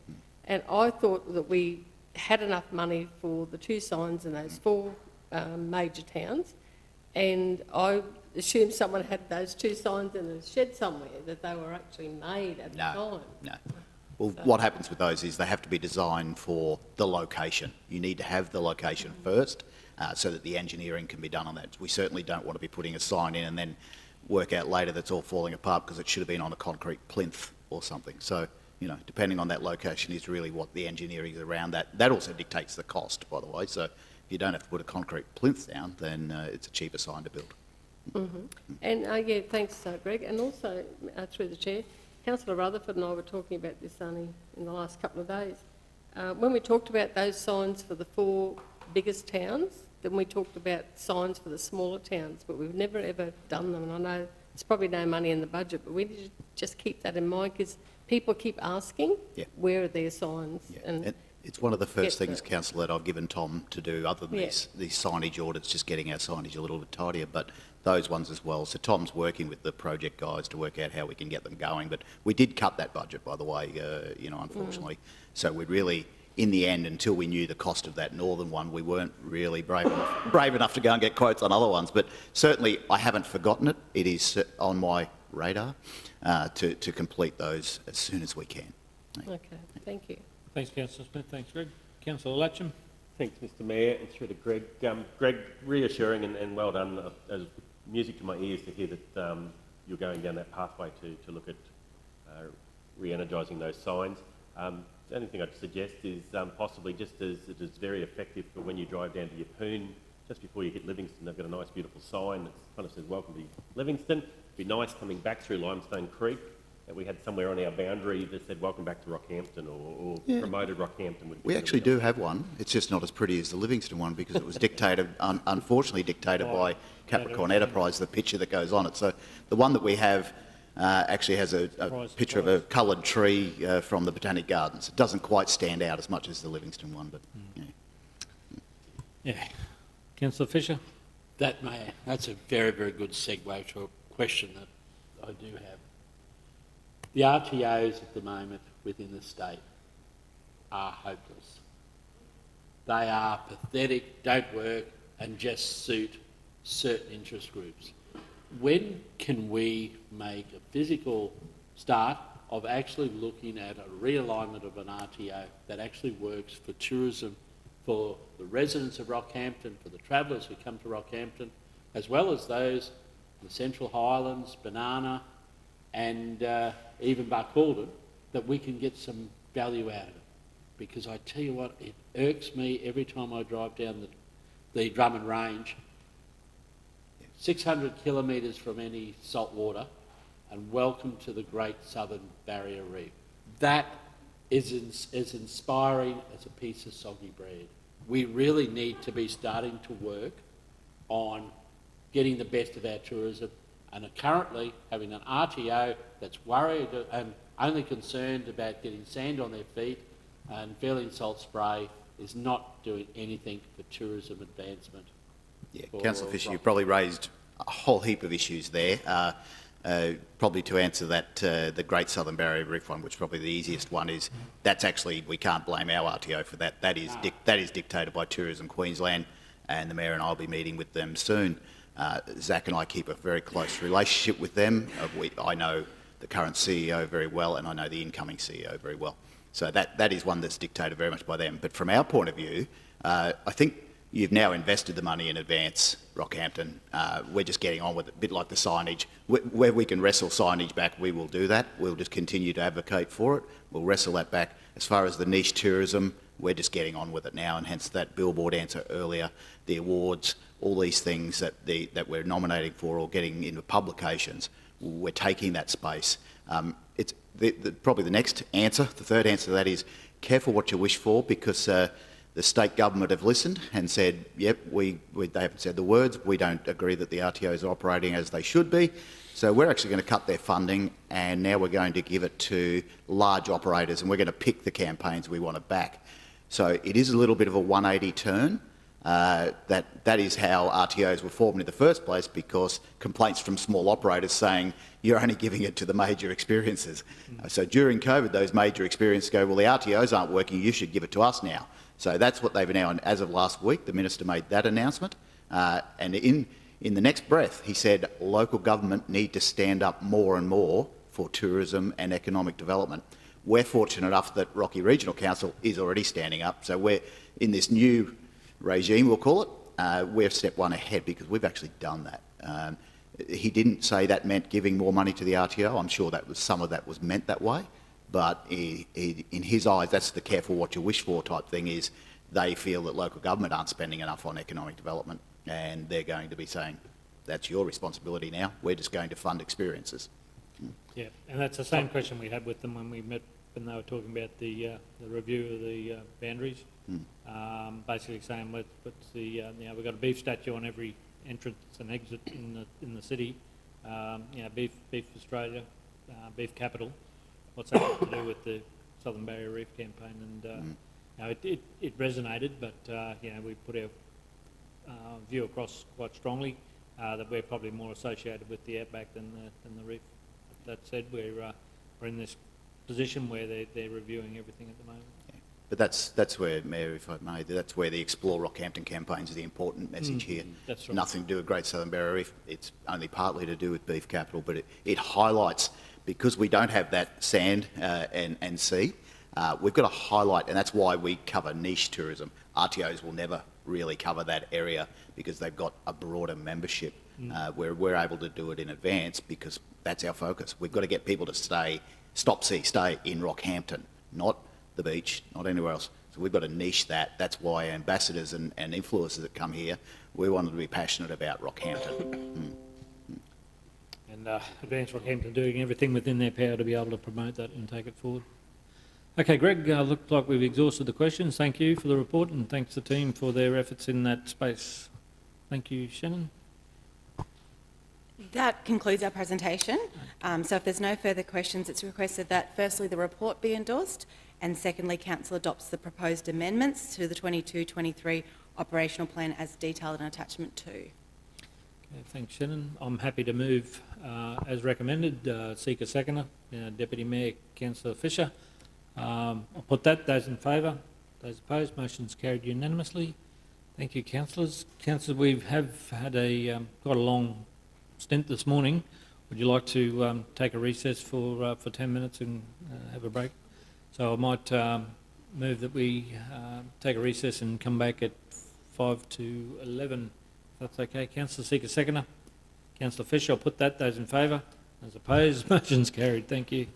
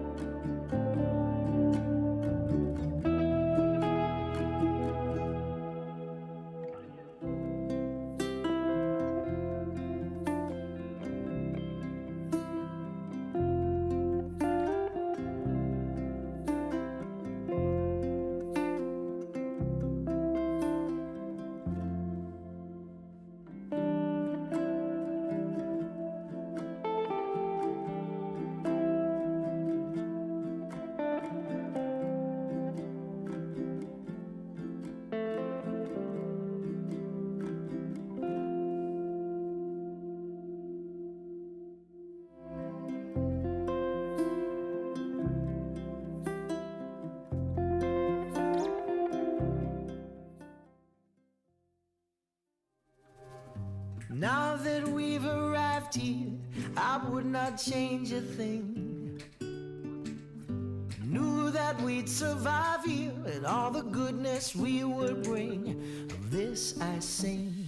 Everybody swimming in sunshine, everybody feeling fine. Everybody join the front line, ain't nobody left behind. Everybody swimming in sunshine, everybody feeling fine. Everybody join the front line, ain't nobody left behind. Everybody swimming.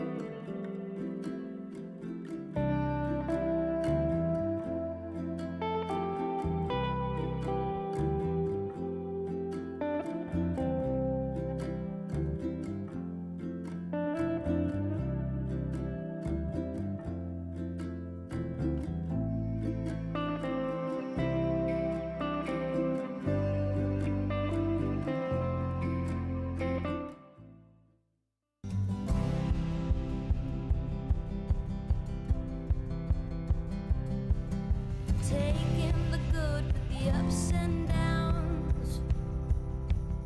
I wanna see how the world turns round. Let's go adventure in the deep blue sea. Home is with you wherever that may be. Home is with you wherever that may be.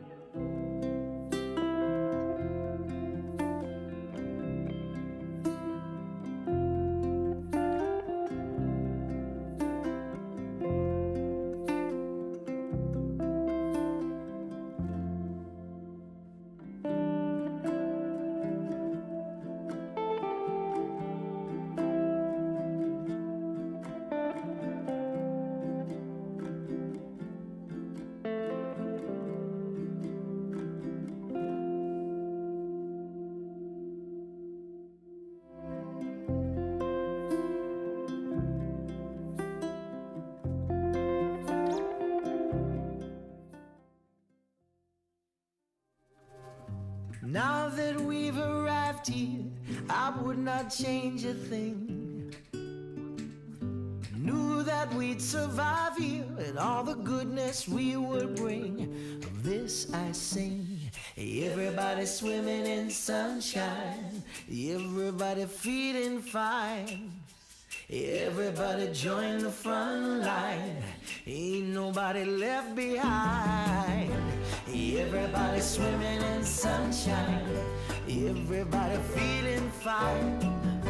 Everybody join the front line, ain't nobody left behind. Everybody swimming.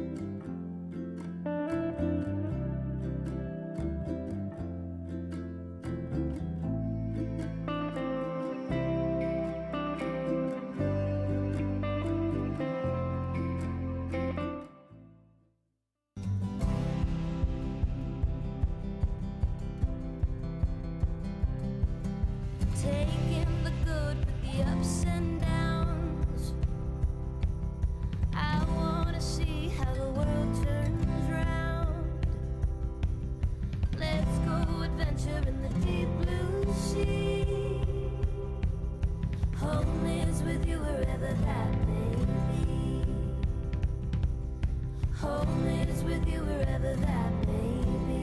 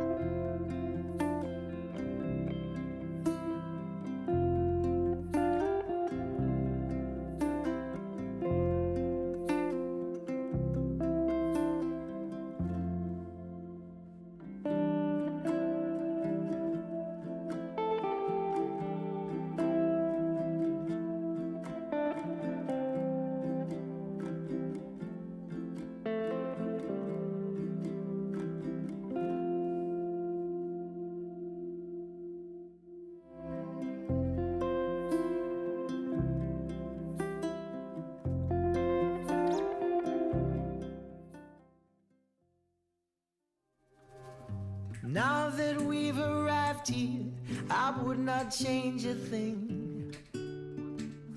Knew that we'd survive here and all the goodness we would bring. Of this I sing. Everybody swimming in sunshine, everybody feeling fine. Everybody join the front line, ain't nobody left behind. Everybody swimming in sunshine, everybody feeling fine. Everybody join the front line, ain't nobody left behind. Everybody swimming.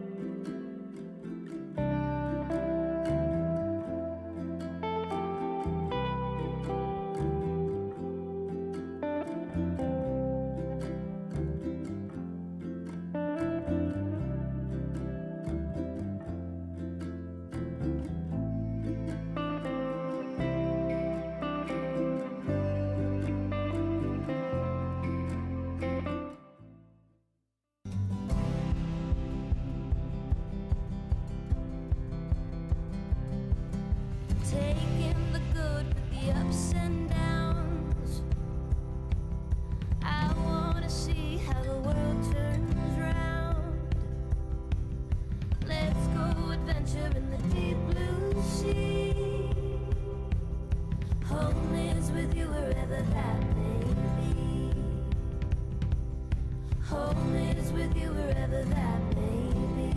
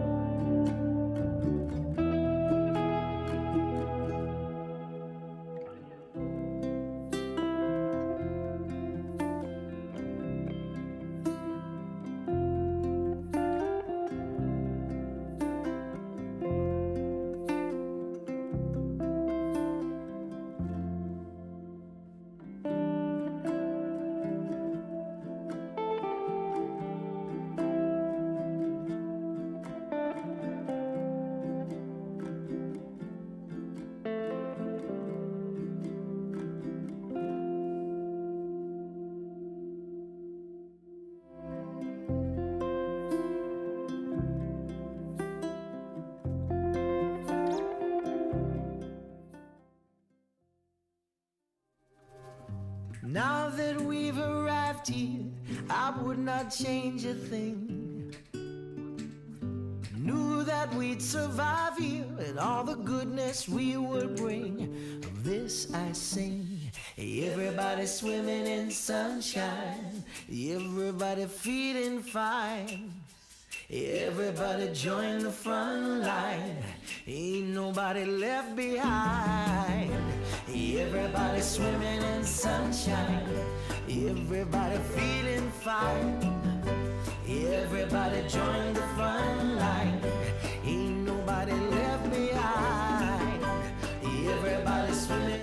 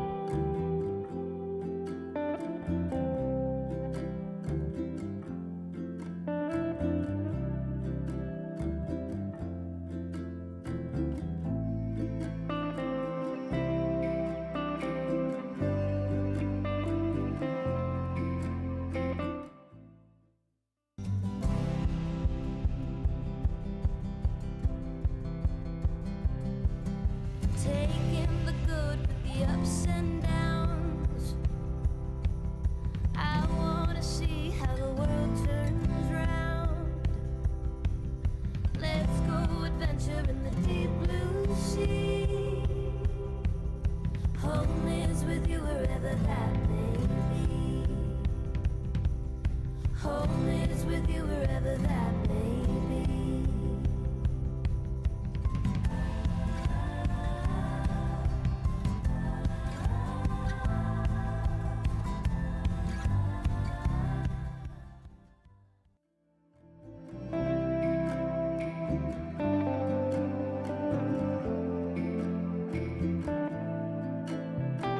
Okay. Councillors, I'll move that we resume the meeting and seek a seconder. Councillor Fisher will put that. Those in favour? Those opposed? Motion is carried unanimously. Thank you, councillors. We'll move on to our next item, which is 11.4, the adoption of the 2021-22 annual report. I'll ask Ross to present that report. Thanks very much, Ross. Thank you, Mr Mayor. For councillors, recommend the adoption of the 21-22 annual report. It brings together a large body of work of bringing together lots of information across a lot of departments. The big part is the financial statements, which has been through the audit committee and so forth. They're presented there. The rest of the rest of the information is what's required statutorily to report. So we've compiled that. Mr Mayor, we're actually, once again this year, we've got it actually in the final presentation format this year rather than previous years. We just had a little plain version till we did all the formatting, but we've got it knocked into shape. We've got 30 days to actually adopt it from the signing of the financial statement, which basically 13th of November is our point. We have to have it adopted by. Happy to take any questions. Okay, thanks, Ross. Councillor Smith? Oh, mate, sorry, Mr Mayor, just a comment. All right, I think I'm back in the country. I did query my expenses, because my car expenses are twice as much as everybody else. I know RAVs are worth, twice as much as every other car, but... and I'd like to thank Marnie for giving me the information at very short notice, and I'm just getting a breakdown of it as well. But trying to understand how we are charged for our vehicles. It's not just your fuel and oil, it's everything that goes into it. And depreciation as well, yeah. No, it doesn't depreciate very much at all. It appreciates, actually. My red one did. So yeah, I'm happy to vote for it, but I am querying. Just seeking some affirmation on that. Okay, thanks, Councillor Smith. Councillor Rutherford. Yeah, Mr Mayor, probably along with Councillor Smith's statement, there isn't actually an explanation that, you know, three of us have considerably large divisions to cover. So if someone was looking at those and comparing, you know, and going, well, they're substantially different, of course they're going to be substantially different. We've got much larger areas to cover, you know, and if you had a, you know, Councillor Smith lives in Boulder Combe, so just her travel alone for work, and if you had someone living, a representative living in Gogengo, you know, their travel would be extreme. So it's not comparing apples with apples at all. So through the chair, just to and I'm sorry, Councillor, I didn't quite catch the first bit of your statement, but if I'll can try and answer what it is. It's what we have to catch is actual cost of running the vehicle. Now, councillors have also who've opted to take up personal use, so that expense will also come into it as well. The amount of miles you do in the expected life of the vehicle is also taken into depreciation. If you've got a shorter life, depreciation will be higher as well. So there's a lot.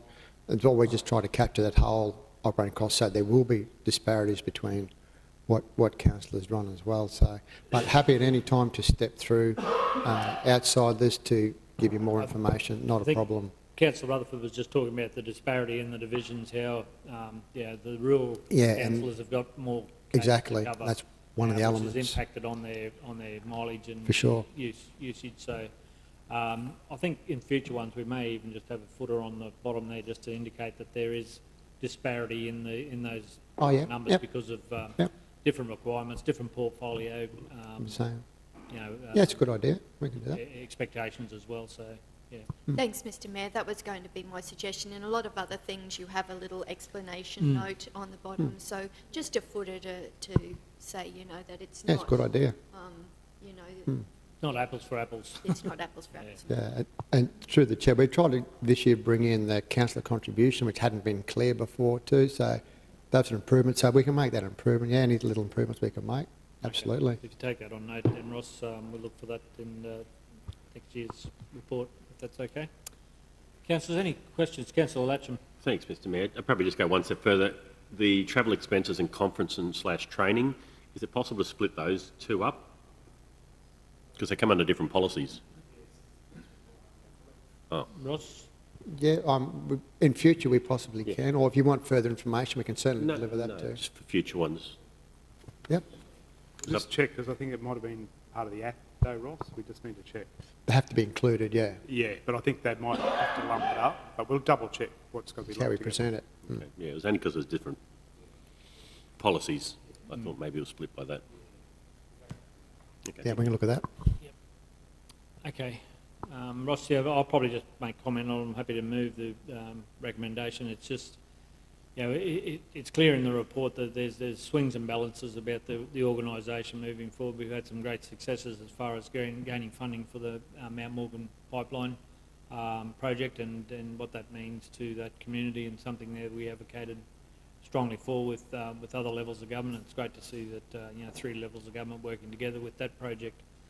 But it does go on to show that we've had some substantial impacts with the federal assistance grant, which has knocked our you know, our ability to be able to have incubator there for small businesses and grow the economy to another level when funding's being reduced at a greater scale. And again, we advocated and lobbied on behalf of that.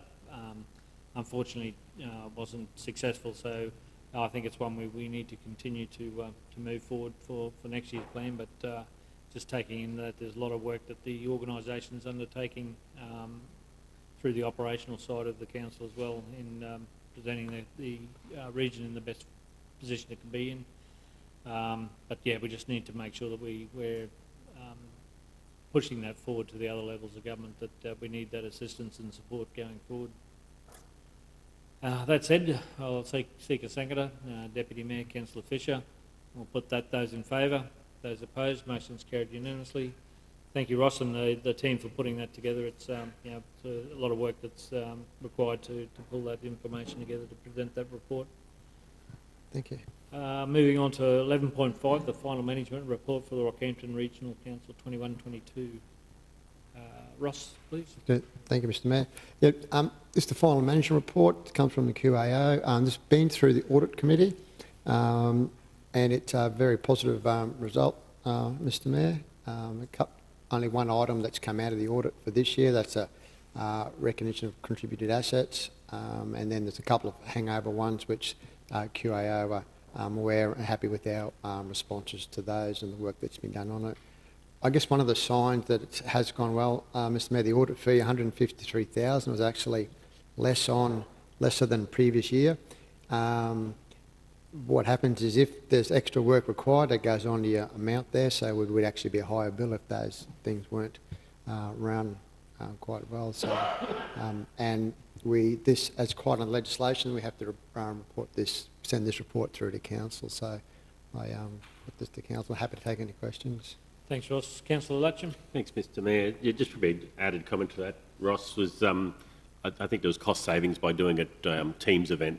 One of the meetings was done by Teams, so that was a cost saving overall. So that was a good result. Was that due to COVID or just outside of COVID? Just a process. Yeah, well, that's good. I think we've got to take more advantage of technology and use that in other spaces as well. So, looking to make some savings in that space. I think we all need to watch the bottom line when it comes into that space. Okay, councillors, I'm happy for Audit Committee councillors to move this one. Councillor Latcham, happy to move, and seconded Councillor Kirkland. Councillor Rutherford, you had a question? Mr. Mayor, I didn't know whether you'd like to maybe congratulate the Audit Committee and their work. yeah, and the organisation, I guess, to come through 12 months with just one item highlighted as a pretty substantial achievement. Yeah, you're right. And again, highlighted in the previous report some of the ups and downs that the council's endured over the last 12 months is something there that the organisation needs to have credit for. And again, the committee for their work in doing that audit and looking at ways to make sure that the council performs to its responsibilities. So, yeah. Thanks very much, Ross. So I've got a mover and a seconder there. Could I put that? Those in favour? Those opposed? Motion's carried unanimously. Thank you.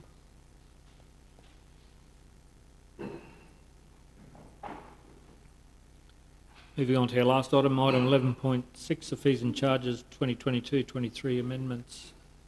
You got this one too, Ross? Or Amanda? Just bear with me a moment.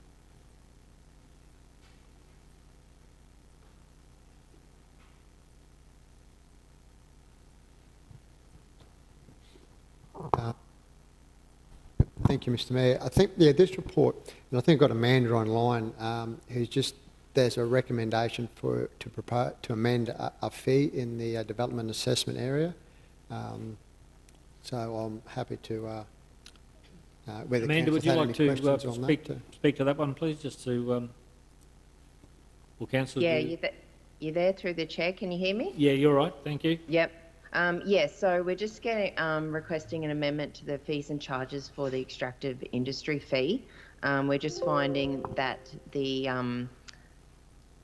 since it's currently calculated on site area, it's really, the fee is, when we're doing calculations on development for the lodgement fee, it's really exceeding what's reasonable for the assessment process for the applications. So we're recommending just a single fee for any extractive industry applications that are lodged with council. Okay, thanks, Amanda. I've got a couple of questions there. I'll go Councillor Smith, Councillor Rutherford, Councillor Kirkland. Yeah, thanks, Mr. Mayor. Look, I don't think I've got a conflict, but my brother does own a quarry and not likely to get another one. But question, Evan? It's already approved years ago. Too far. Yeah. Okay.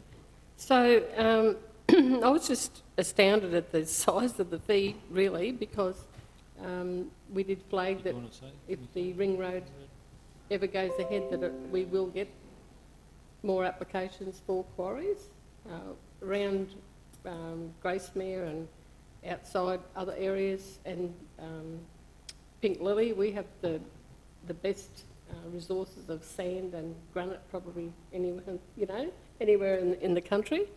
But it's gone from 4,072, and I just want to ask Amanda, the 2,910, is that so much per hectare? Yes.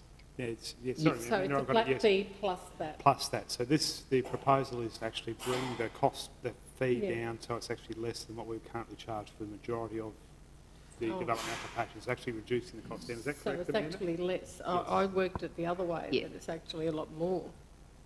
No, through the chair, it will be a reduction. So when you think of an extractive industry site, they're quite large. They're very large sites. So when you calculate that per hectare, some of the fees we're getting are blowing out to anywhere between 80,000 up to 500,000, depending on the size of the site. So we obviously reviewed it and made sure it was in line with other councils and looked at what time we spend on the application process.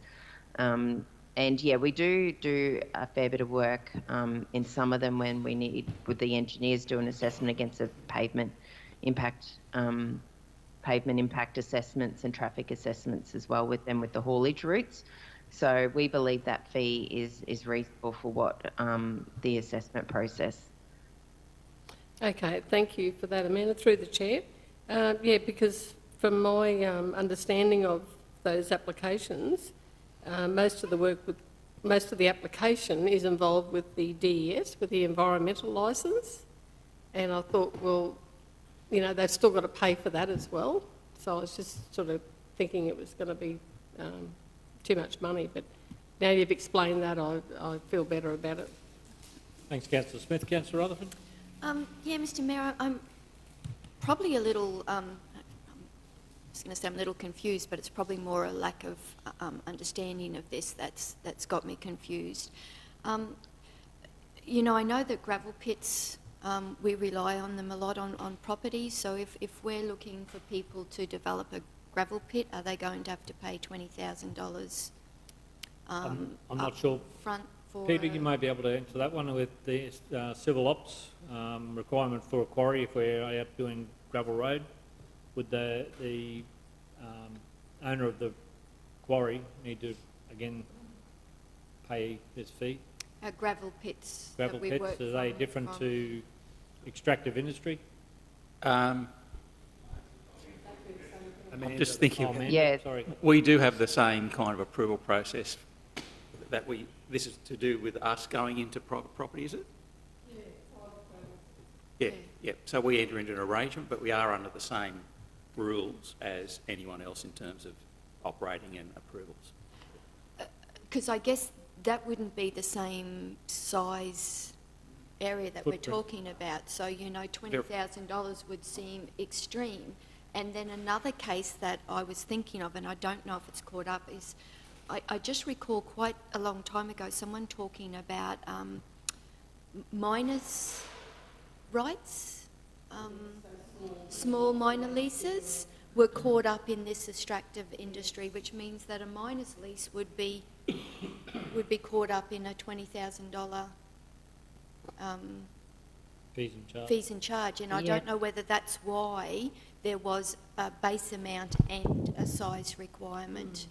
Amanda, are you that's able why to... it was put in place. Yeah, through the chair, we don't get caught up. They shouldn't get caught up with the mining leases. They get done separate to the extractive industry approvals through council that are assessed against our planning scheme. So the gravel pits, if they're extracting materials, yes, it will get captured under the extractive industries. But you're surprised how quick that fee will go up when we're talking per hectare. As I said, we've never had an extractive industry that hasn't really. Most of them are all blown out over the 20,000 with the ones that we've received in. So it is hard, obviously, with fees and charges to capture every situation. And there's always the option, for whatever reason, if we get the very rare situation where we would get something that's not fitting within that space, then we can obviously bring a report to council, which we've done with some other land uses such as industry uses in the past to council for a fee reduction.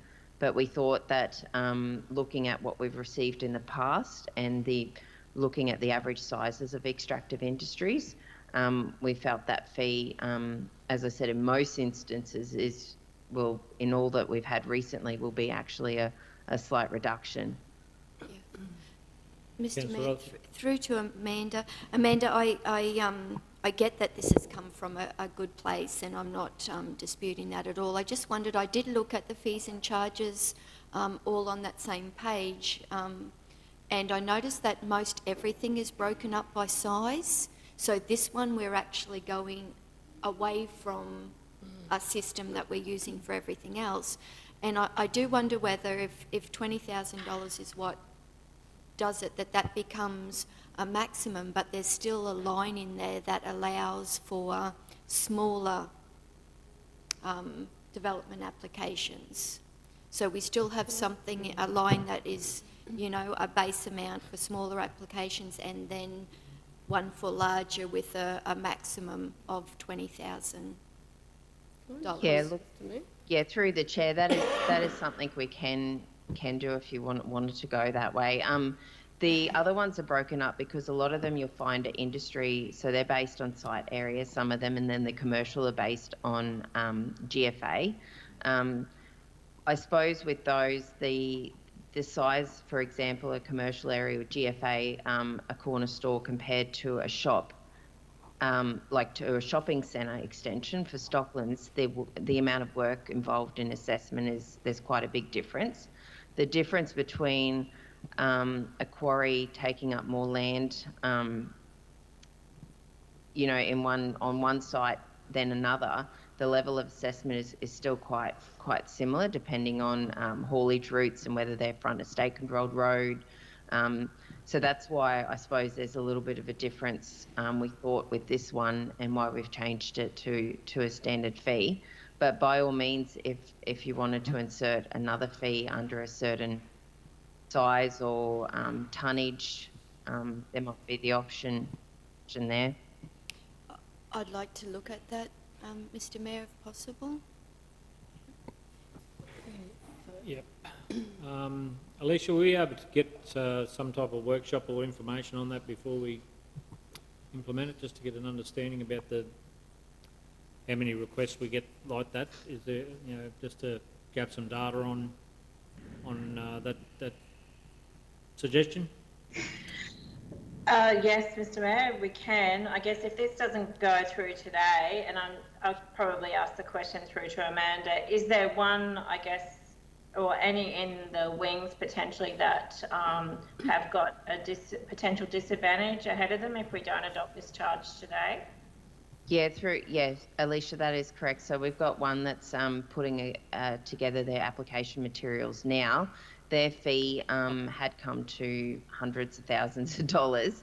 So this is where we sort of prompted us to review it. And we have had troubles with this fee over the years because it has blown out. I'm probably not suggesting that we adopt this, but then have a information or update on what Councillor Rutherford's suggesting, and then bring another amendment through, subject to the council wanting that path. Councillor Smith? Yeah, thanks, Mr. Mayor. Going back probably 10 years ago, we had a couple of blocks at Struck Oil where they just had a little area and have a scratch around on the weekend. And Councillor Rutherford and I fought to get that separated from quarries. But, I remember that as well. The planners didn't want us to do it. Yes. So if we probably a couple of parts of the could, Mr. Mayor. Yep. To progress the other application that we currently got been wanting to come to us, can we get that approved, Alicia, Amanda, at the reduced fee? Yeah. So what's the development application number for that one? Oh, we don't have an app because they haven't lodged it yet. So they're preparing, and they were possibly one that was going to supply to the Ring Road. So they've got their consultant working on it now. They've had a pre-lodgement and they did inquire about the fee. And as I said, because we'd experienced some issues with this fee before, that's when we looked at doing a review, because we were expecting, depending on what happens with the ring road, we were expecting some of these applications coming in. So is it possible, and the information is not an issue, Mr Mayor and councillors, is it that we could actually have the same fee structure we currently got, but up to a maximum figure of 20,000? So there's actually 3 lines there, is that to save, so for the small ones up to that, I think it's 5.473 hectares is when it triggers the 20,000.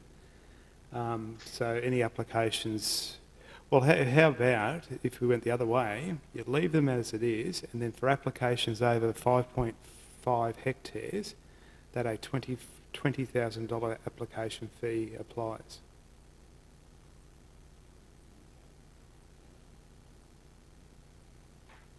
Amanda? Oh yeah, sorry, I didn't know whether you're talking. Sorry, I didn't know whether you're talking. Sorry, it was an out loud comment. Or me. No, I agree. I think that would be a reasonable solution and cover our concerns at our end, and hopefully the council's concerns as well. Mm-hmm. Okay. I think, yeah, just get an understanding of what's out there in that space. So we've got a... Yeah, it'll take me a little bit to work this one out. So yeah. It may be best if council, if they'd like, is to lay this matter on the table to later on the meeting. Give me time to actually write a bit of a resolution, and then we can deal with it after, say, closed session, Mr Mayor. Okay. So, all right, councillor, well, I'll move that we leave this matter lay on the table until after the closed session item and come back to that.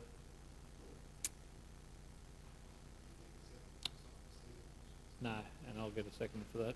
Councillor Fisher. Once, Karen Stringsmith. Move myself, seconded Councillor Fisher. I'll put that. Those in favour. Those opposed. Motion's carried unanimously.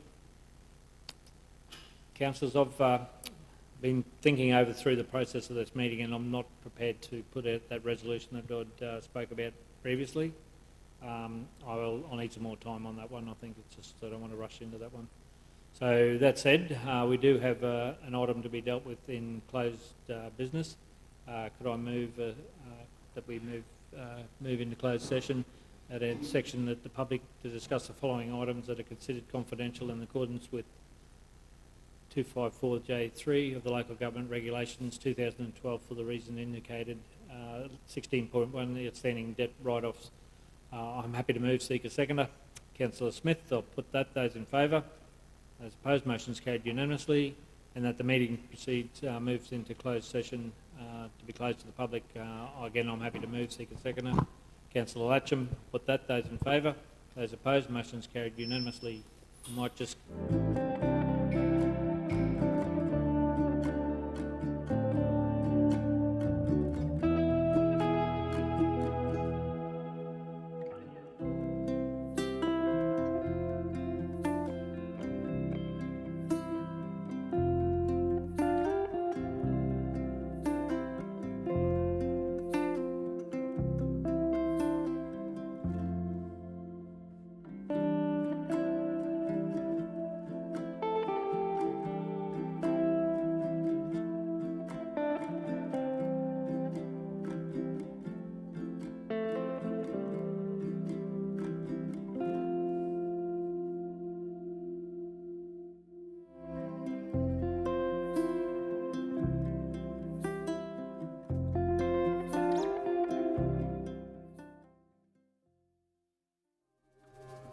Now that we've arrived here, I would not change a thing. Knew that we'd survive here and all the goodness we would bring. Of this I sing. Everybody swimming in sunshine. Everybody feeling fine. Everybody join the front line. Ain't nobody left behind. Everybody swimming in sunshine. Everybody feeling fine. Everybody join the front line. Ain't nobody left behind. Everybody swimming.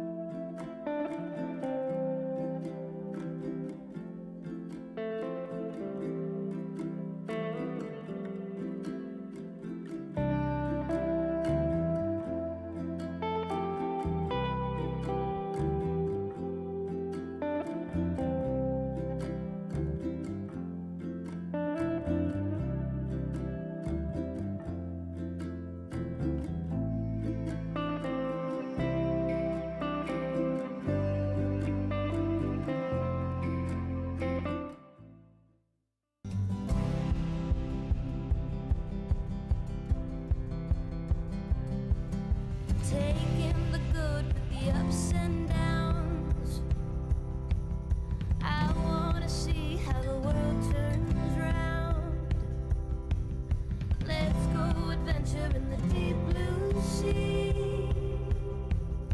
Home is with you wherever that may be. Home is with you wherever that may be.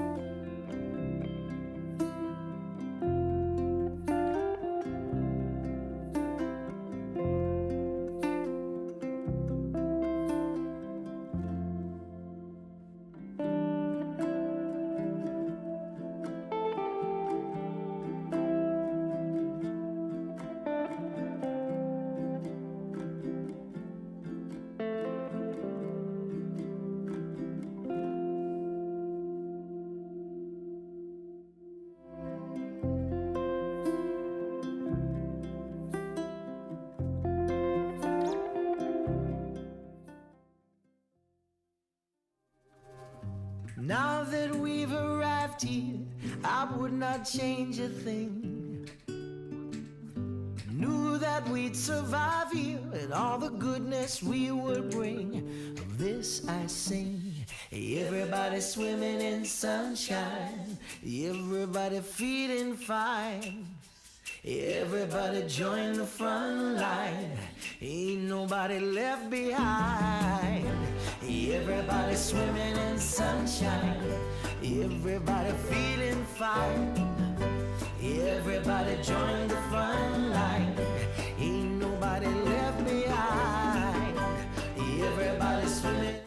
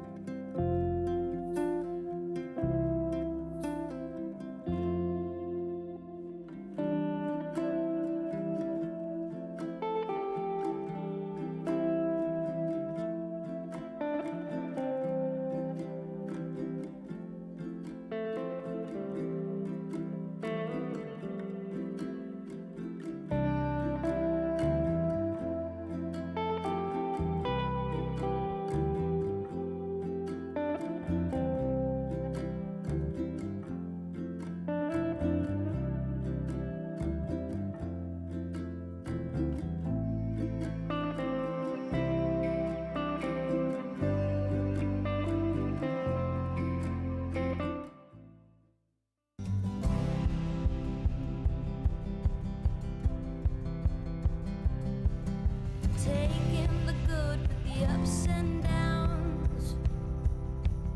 I wanna see how the world turns round. Let's go adventure in the deep blue sea. Home is with you wherever that may be. Home is with you wherever that may be.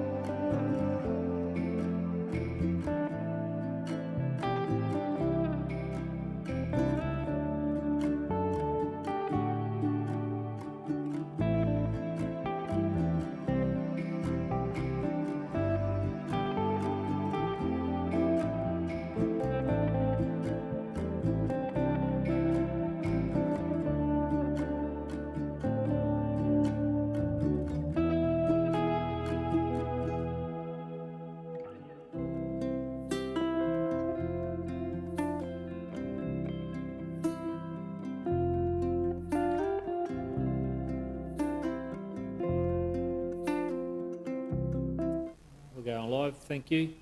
Councillors, a recommendation that from 16.1, the outstanding debt write-off, offers a recommendation that council proceed with the recommendation in the body of the report. I'm happy to move. Seek a seconder. Councillor Mathers, I'll put that. Those in favour? Those opposed? Motion's carried unanimously. Thank you, councillors. Now we need. Can I move that we move back to lift that matter off the table and seek a seconder? Councillor Rutherford, I'll put that. Those in favour? Those opposed? Motion's carried unanimously. Thank you. And we'll go back to that item.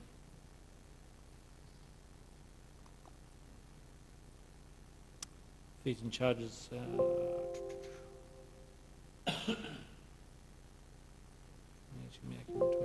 Extractive industries on a larger site.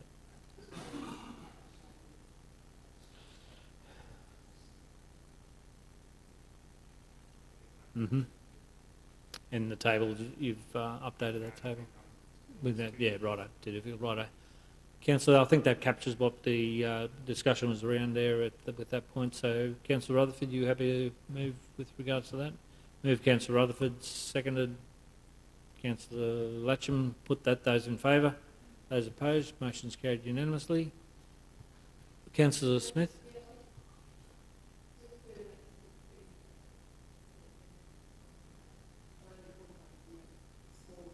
Yeah. Yeah. Goes smaller than the largest. So,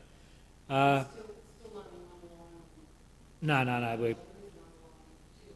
Yep. Yep. Just in the spreadsheet, we could push it out on that.